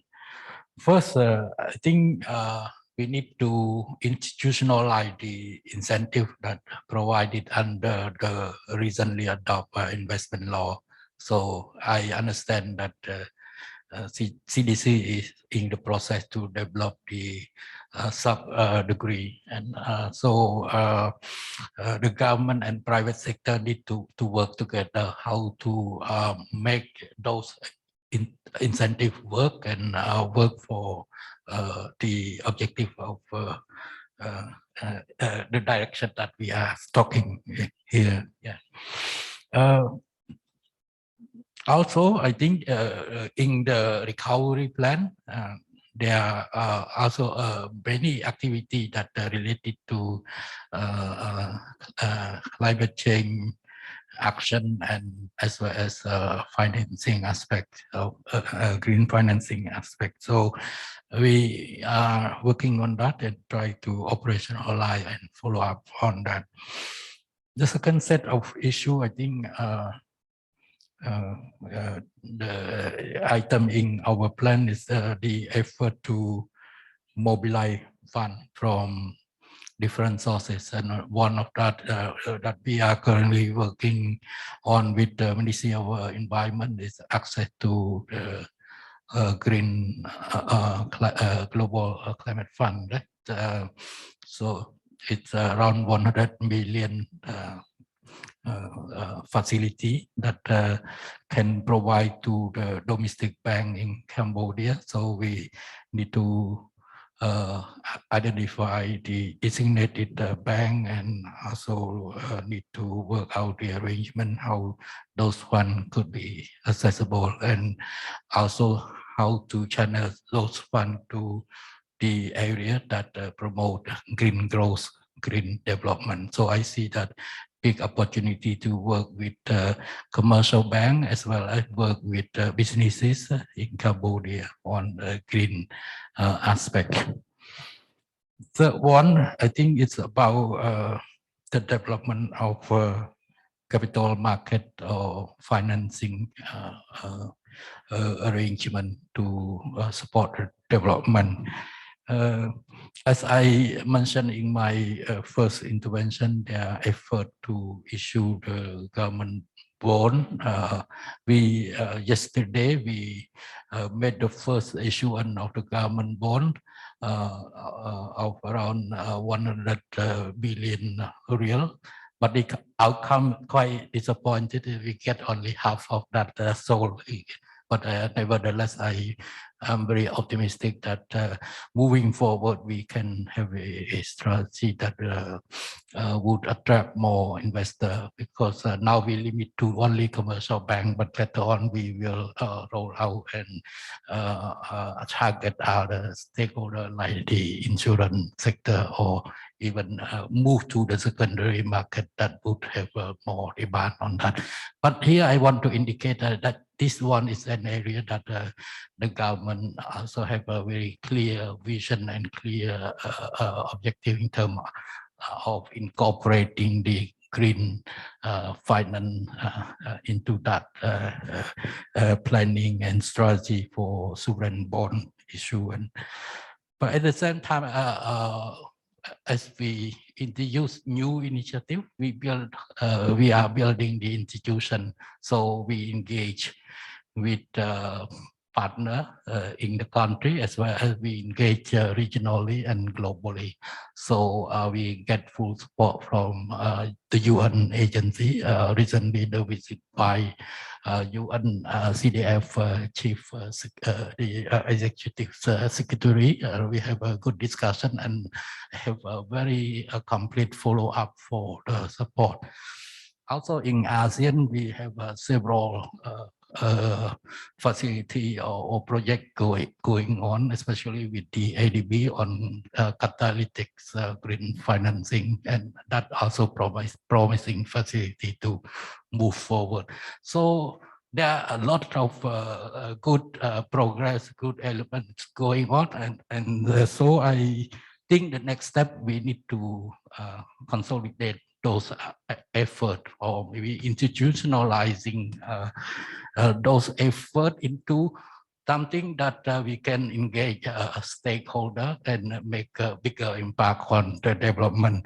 So I would say that now we in this process, in this direction, we work with UNDP on the integrated national financing framework. Hope that we can agree on a framework, and in what form, I don't know yet, but the government will coordinate and work out this green financing arrangement in a national framework that all the stakeholders are engaged with. So my last point on the question how we engage stakeholder in this process, that's the question from the audience. I think there are three levels of engagement. First, it's at policy level, or at the building out ecosystem for green development, for green financing. I think we have a very clear commitment to that, as Dr. Punlok just mentioned, at national level. So I have no doubt about the policy direction, policy commitment. But the second layer, I think it's about institution, about planning process. So we need to roll out further to translate the policy objective into a specific plan, specific activity that can make green finance possible for the development. And the third level, I think it's at the implementation or at project or facility level. So I think as we introduce some initiative, as I mentioned, the financing through SME bank, financing through ARDB or the credit guarantee, we reach out to private sector. We work with private sector. So we try to facilitate the access to financing. But the second round, we will focus on the demand side, how to make a demand for something green.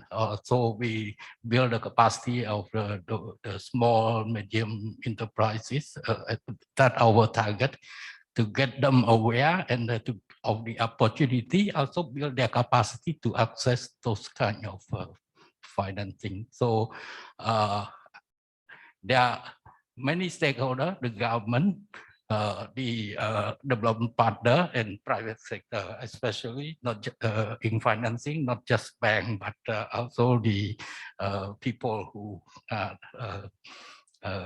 doing the business. So I stop here. Hope that I can clarify the question. Thank you very much for your valuable reflection on the question. So the last question to you, Mr. Tassilo, there are a lot of the questions about the reflection about the private sector. What should Cambodia do to enhance the competitiveness and become a regional leader in climate action and green economy? If you also can answer to the question from the audience, that would be great. Thank you so much. Thank you. I think there's a few things that Cambodia can do, but answering your question, for example, how to, I think the question was how to inspire those 30% of younger people who are now facing all these challenges and that don't know how to navigate these challenges. I think the key is really to include them in the process and you know, to give them an opportunity to engage and to understand what the challenges are and what also the possibilities are to you know, shape their futures accordingly and within that context. So this is certainly something that's very important. Another point that you have raised is, you know, how the private sector kind of supports these young people and supports you know, sustainability through their companies, etc. The private sector, especially I would say the European private sector and our member companies are very, very interested in moving forward sustainability goals, also CSR goals in general, just wider spoken, and compliance in general. So we see ourselves as a very progressive part of this economy. We are very reform oriented. We are constantly trying to modernize as businesses, as we have to, as companies, and we incorporate, let's say, doing good with doing good business, right? So those two go together. For example, and as you had mentioned, plastic, you know, and I can tell you my personal businesses, we have eliminated plastic, right? Single-use plastic, you will not find it anymore. So it's a little bit more expensive, but the reward is that the customers and our staff and our team members are very, very, you know, glad about this. And this you can extend to all Eurochem, almost all Eurochem member companies. You know, there is a certain responsibility that we feel towards the country, society, our workers, our laborers, their families. So we extend these values also to them. You know, and thus our companies act as multipliers essentially, right? So this is something that I think is very, very important in this context. In terms of the question to Cambodia, where Cambodia can become, I think it was a regional leader. I think Cambodia has an amazing opportunity to take on a regional leadership role in its transformation to becoming a green economy. You know, let's say Cambodia has a very clear governance structure. Once the decision is made that, you know, we want to go into a certain direction, I think everybody can follow. You know, would it make sense to go full in, green the economy and the society, and the position of Cambodia as a leading green business, tourism, investment destination in Southeast Asia? We think yes, it would, absolutely. So many, you know, manufacturers and investors have again, zero carbon policies in place, and they need support. So that support needs to come from the government. The government needs to provide a framework. You know, from our perspective, Cambodia has been incredibly successful in the last 30 years in terms of economic growth and development, poverty reduction, peace, social peace, you know, infrastructure development, energy. So many success points. But those also came because Cambodia was a very open economy, a very welcoming economy to investors. And I would personally think that if we can recreate that and be as open and welcoming as we were in the last 30 years for the green business investment, for support to the transformation of Cambodia to a green business destination, that would be a huge success point for Cambodia. And you know, Cambodia has leapfrogged in some areas as well. You know, the speed of the electrification was stunning. In digital banking, Cambodia has taken a leadership role. The Bakong is a big step forward. In telecommunications, Cambodia has jumped over fixed lines and moved straight into mobile phones and digital communication, right?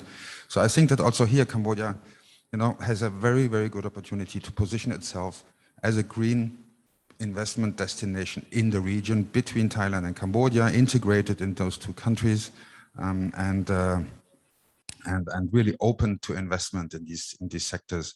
This can only benefit Cambodia as a society, its population, its young people who are looking for inspiration and for a positive, good future. So I think Cambodia really has this chance if the political will is there, if the vision is there, and if that vision is also translated into action on the ground, and the plan, of course, and for the plan, that's your responsibilities. But the private sector certainly is very, very glad to support. It's very high on our agenda, and we are always there to push forward. So thank you on that. Thank you very much. This is very good to hear that Cambodia presents itself as a green investment destination to attract climate financing. So this is very promising. The organizer asked me to invite the Royal University of Phnom Penh to make the comments.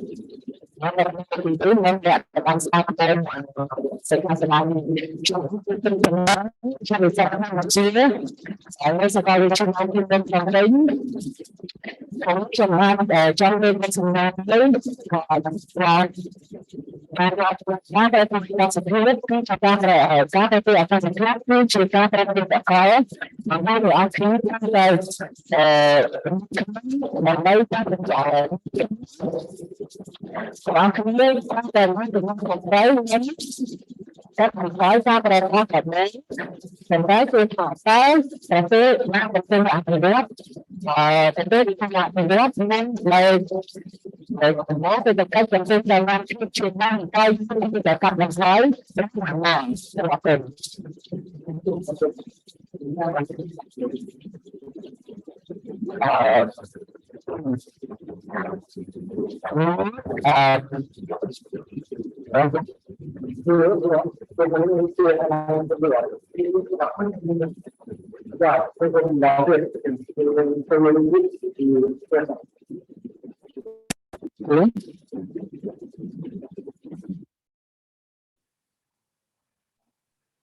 Chị Tâm Bốn trong bát thông cơ rốt cá phải pro ác sát thiết cá phải pro ác sát thiết cứ chỉ cá phải pro sạc cọ.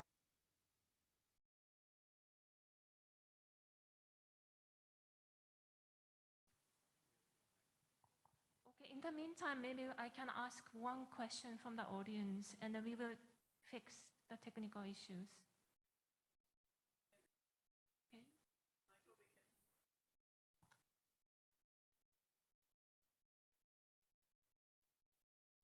Should I go ahead with the IUPP now? Or?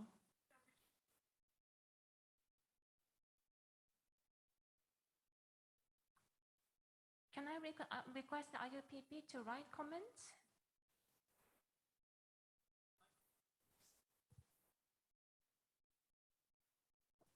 Okay. Can you speak again from IUPP, please?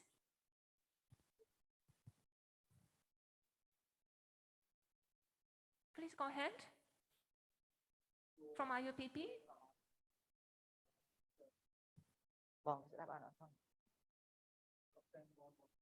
Can you speak again?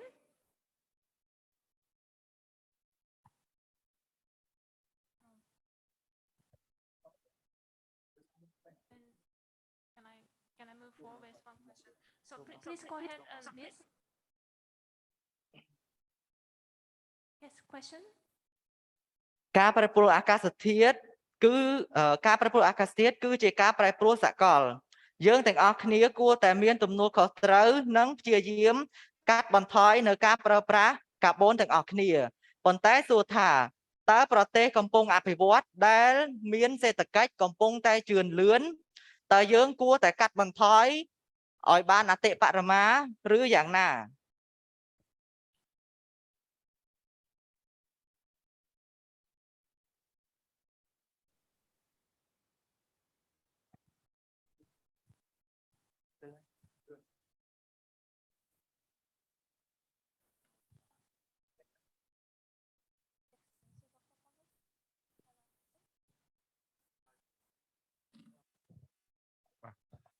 In brief, that's the issue that the convention principle address, the common but differentiated responsibility.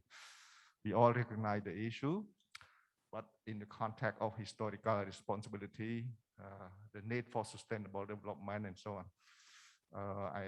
I just give what Prime Minister of India said, because we cannot equate one emissions, from people just using firewood to cook their food to one unit of emission elsewhere from luxury life. Like you have 3 or 4 cars in your garage, and one ton emission may be different. So that's a question of equity, the question of justice. But it's an opportunity for developing country also to leapfrog some dirty technology, with financial technology support, capacity building from more advanced country. So that's the whole point. Yeah, thank you. Thank you, Excellency. And Excellency, Carol Tanak, if you can respond. For the interest of the audience, I speak in English again. Whether we are in the developed economies or developing economies, I think every citizen of our planet Earth has the obligation and the responsibility to help mitigate climate change, because after all, we only have one planet to share. And for Cambodia, the need, for example, pollution, emission come from different sources. Agriculture, nobody talks a lot about it, but it's certainly one of the most polluting industries, we know it. Transport, but today we discuss energy, that's why we focus on energy.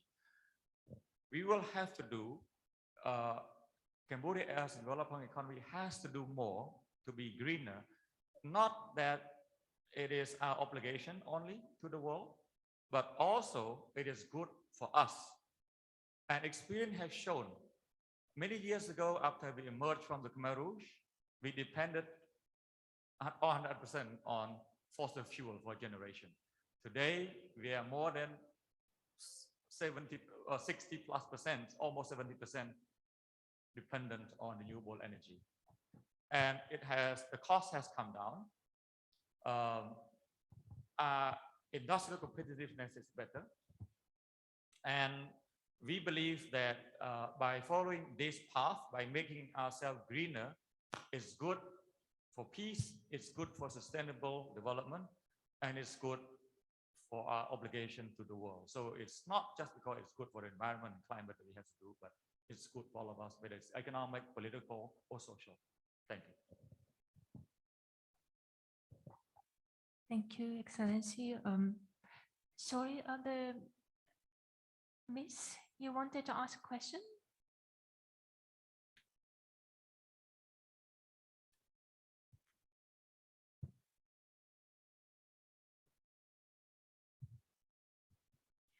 Hello. Let me speak in Cambodian language, and then maybe someone can translate. Yeah.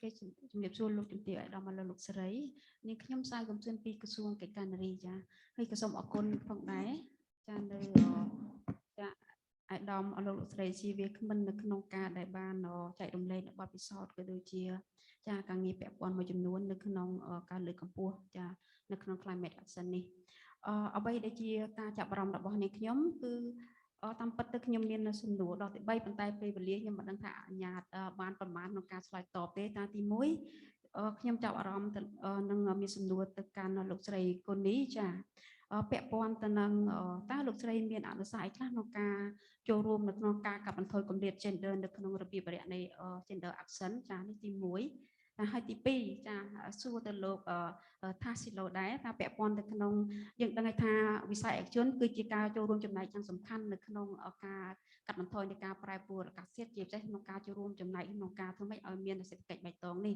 ប៉ុន្តែចង់សួរទៅលោកដែរផងថាតើវិស័យឯកជនត្រូវបំពេញនឹងតួនាទីឬក៏លើកកម្ពស់ស្ថានភាពយ៉ាងម៉េចពាក់ព័ន្ធទៅនឹងការកាត់បន្ថយក៏ដូចជាការចូលរួមចំណែកក្នុងការបរិយាបន្ន gender ក្នុងសេដ្ឋកិច្ចបៃតងផងដែរចាហើយទី2ទី3ទៀតខ្ញុំសូមអនុញ្ញាតសួរទៅឯកឧត្តមចារស់ស៊ីវ៉ាចាពាក់ព័ន្ធទៅនឹងយន្តការក្នុងការលើកកម្ពស់ធ្វើម៉េចឲ្យបានមានការសម្របសម្រួលផ្នែករ៉ាញ់ប្រទានជាពិសេសនៅក្នុងការរ៉ាញ់ប្រទានដែលមានការឆ្លើយតបទៅនឹងគេហៅថា gender responsive budgeting ចាអរគុណច្រើនគ្នាខ្ញុំមាន3សំណួរនេះចា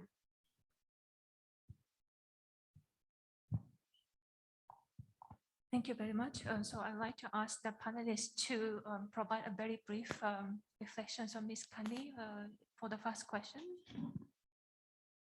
I'm not quite sure I got this because if it is within the context of the discussion of the panel, whether it is gender gaps related to the areas of climate action or inaction, as opposed to the overall gender gap issues that affect all of the world, including in our region, and I'm sure as also in Cambodia. But let me relate it to specifically to the context of the issues of the panel. And that is like almost every issue, if not every issue. And we saw this also during COVID. The brunt and the bulk of the pain, if you wish, from the inequalities and injustices that fall due to, let's say, the increased use of coal in cooking is on women and on girls. You can name a development issue and you can put at the center who hurts most, the poorest household, and within that poorest household, it is often the women or girls who bear the biggest brunt. So whichever way you cut the data or the real life stories and narratives coming out from our region, I think if all of these issues we've been discussing on climate financing, on NDC ambition, on mitigation strategies, adaptation, energy transitions, they have to look at it as to the impact on through a gender lens, because there is differences that have to be looked at and invested in, and policies and regulations have to be gender sensitive because the impact is never the same on men and women, girls and boys. Back to you. Thank you. For the interest of time, I will maybe this will be the last question to you, Mr. Tassilo. So if you can ask the question, that would be great. Thank you. Yeah, I mean, in terms of gender inclusion, you know, I would say I can certainly speak for European business, but also in general for international business, probably, you know, we are totally, you know, fully open and fully inclusive, right? So we encourage women to participate in all our committees and all our activities, but also within our member companies. So whether that's in sustainability, green business, or in the automotive sector, or in finance, banking, wherever, we're always fully inclusive and try to, of course, have involved and have as many women participate as possible. So there is no difference in the sectors. So again, Eurochem Cambodia as in the private sector, here the international private sector, we are really, I would say we're very progressive, and we're trying to, you know, be aligned with many of the international SDGs and inclusivity goals and targets, etc. So I don't think that, you know, we have an issue with that. Of course, it always depends also on the participation and the possibilities for women to participate. But in general, we're very open. I'm also sorry I have to go. Yes, with the note, so thank you very much both for the valuable contribution to the policy discussion. And now I'd like to invite Ms. Alisa Chaka, UNDP resident representative, to the stage for the summary of discussion and closing remark.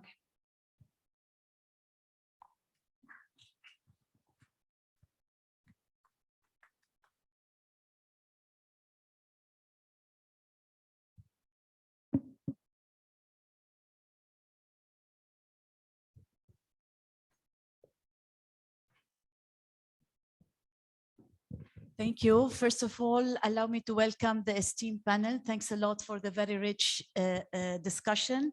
I would like also to invite the participant in person here, but also those connected online and the young men and women from the University of Phnom Penh for also listening and participating in this discussion.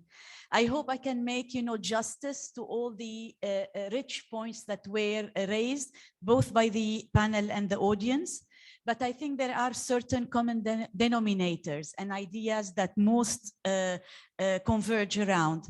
First of all, is that climate change is not theoretical. It is a global agenda, but its results are felt locally in terms of inundations, in terms of droughts, etc., etc. So it is really an existential problem. It is a crisis, a justice crisis, but also inequality crisis, because it always affects the poor. And within the poor, we can see, that women and girls are the most affected. So those who are the poorest, those who have the lowest environmental footprints are always paying the cost of this crisis.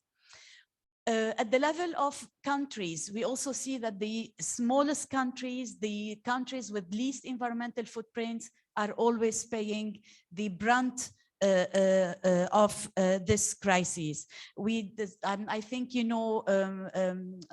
ASG Kanni mentioned, half of the global GDP being lost. In Cambodia, the study led by the Ministry of Economy and Finance reported 10% of GDP loss due to inactivity. So these are, significant amounts that would affect the growth trajectory of the country. So really there is, a necessity to look to climate change, whether in terms of adaptation or a mitigation as a must, but also along with the nature-based solutions as an investment proposition.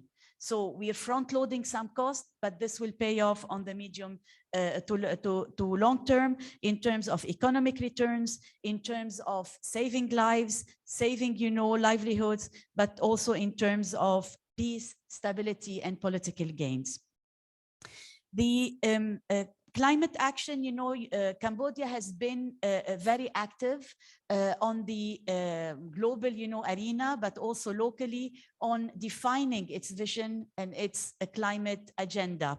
So the representative, Dr. Ponlok from Ministry of Environment, spoke about the nationally determined contributions, the long-term national strategy for carbon neutrality. They talked about all the work that they have done to include mitigation and climate change in all the sectors, but also the great work and advocacy they have been doing at the level of ASEAN.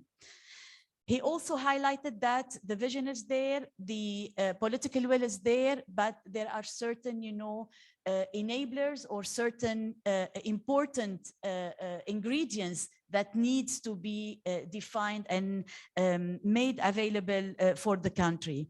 In terms of costing, if we talk about the NDCs, they will cost 6 billion in terms of mitigation per year, and 2 billion in terms of mitigation, in terms of adaptation. The long-term carbon strategy would cost 500 million per year and up to 1.8 in 2030. The RED Plus, which is also, for using forest, to absorb all this carbon, and reduce the carbon footprint of the country, will cost 185 million over the 13 years. So we can see that there is, a cost, and a cost that needs to be identified somewhere. This cost, you know, would have also a collateral effect on food security, water security, and other, you know, important elements for human life, but also well-being, as noted by Dr. Ponlock. So in terms of the financing, there is a lot of work being done by the Ministry of Economy and Finance, and defining alternative sources of financing that I will touch upon in a while. The second important element to accelerate this climate agenda is really, you know, finding the right technologies and transferring the right technologies to the country, but also capacity development and institutional strengthening to make the plans a reality. Just, you know, singling out the energy sector, because the energy sector is really the dynamo, it is the accelerator, you know, for sustainable development.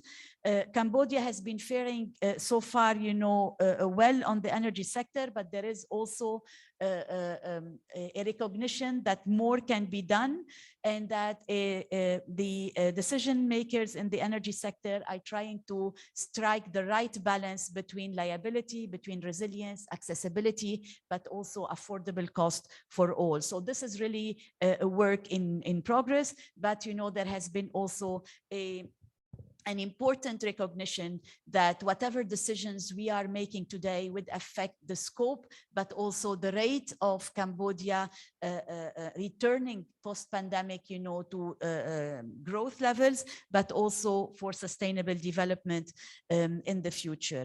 There has been, you know, discussions about access to finance, international finance, but also, you know, activities done locally to involve the private sector.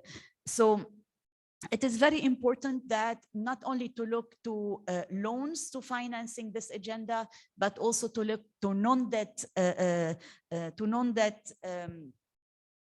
means and possibilities that were, you know, like nature swaps and others, and to study the trade-offs and the cost of money with the increasing interest rates and the increasing crisis in the world and the scarcity of available money.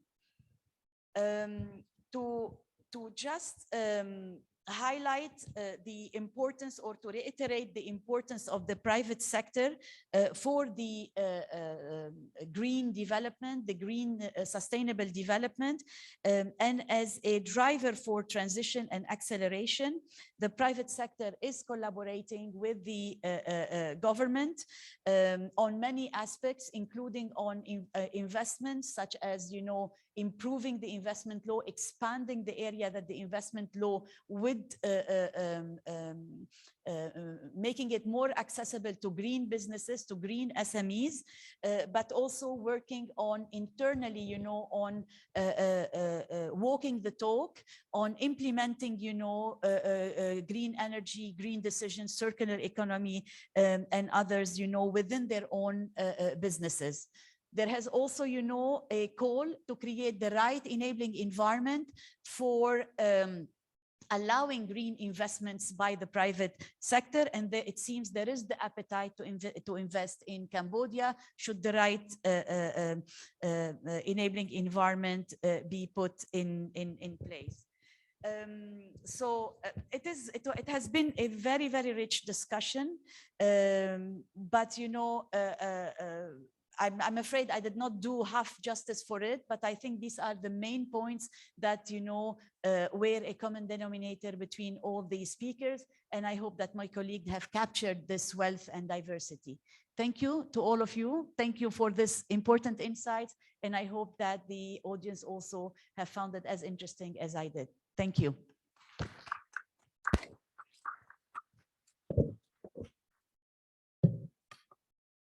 Good night.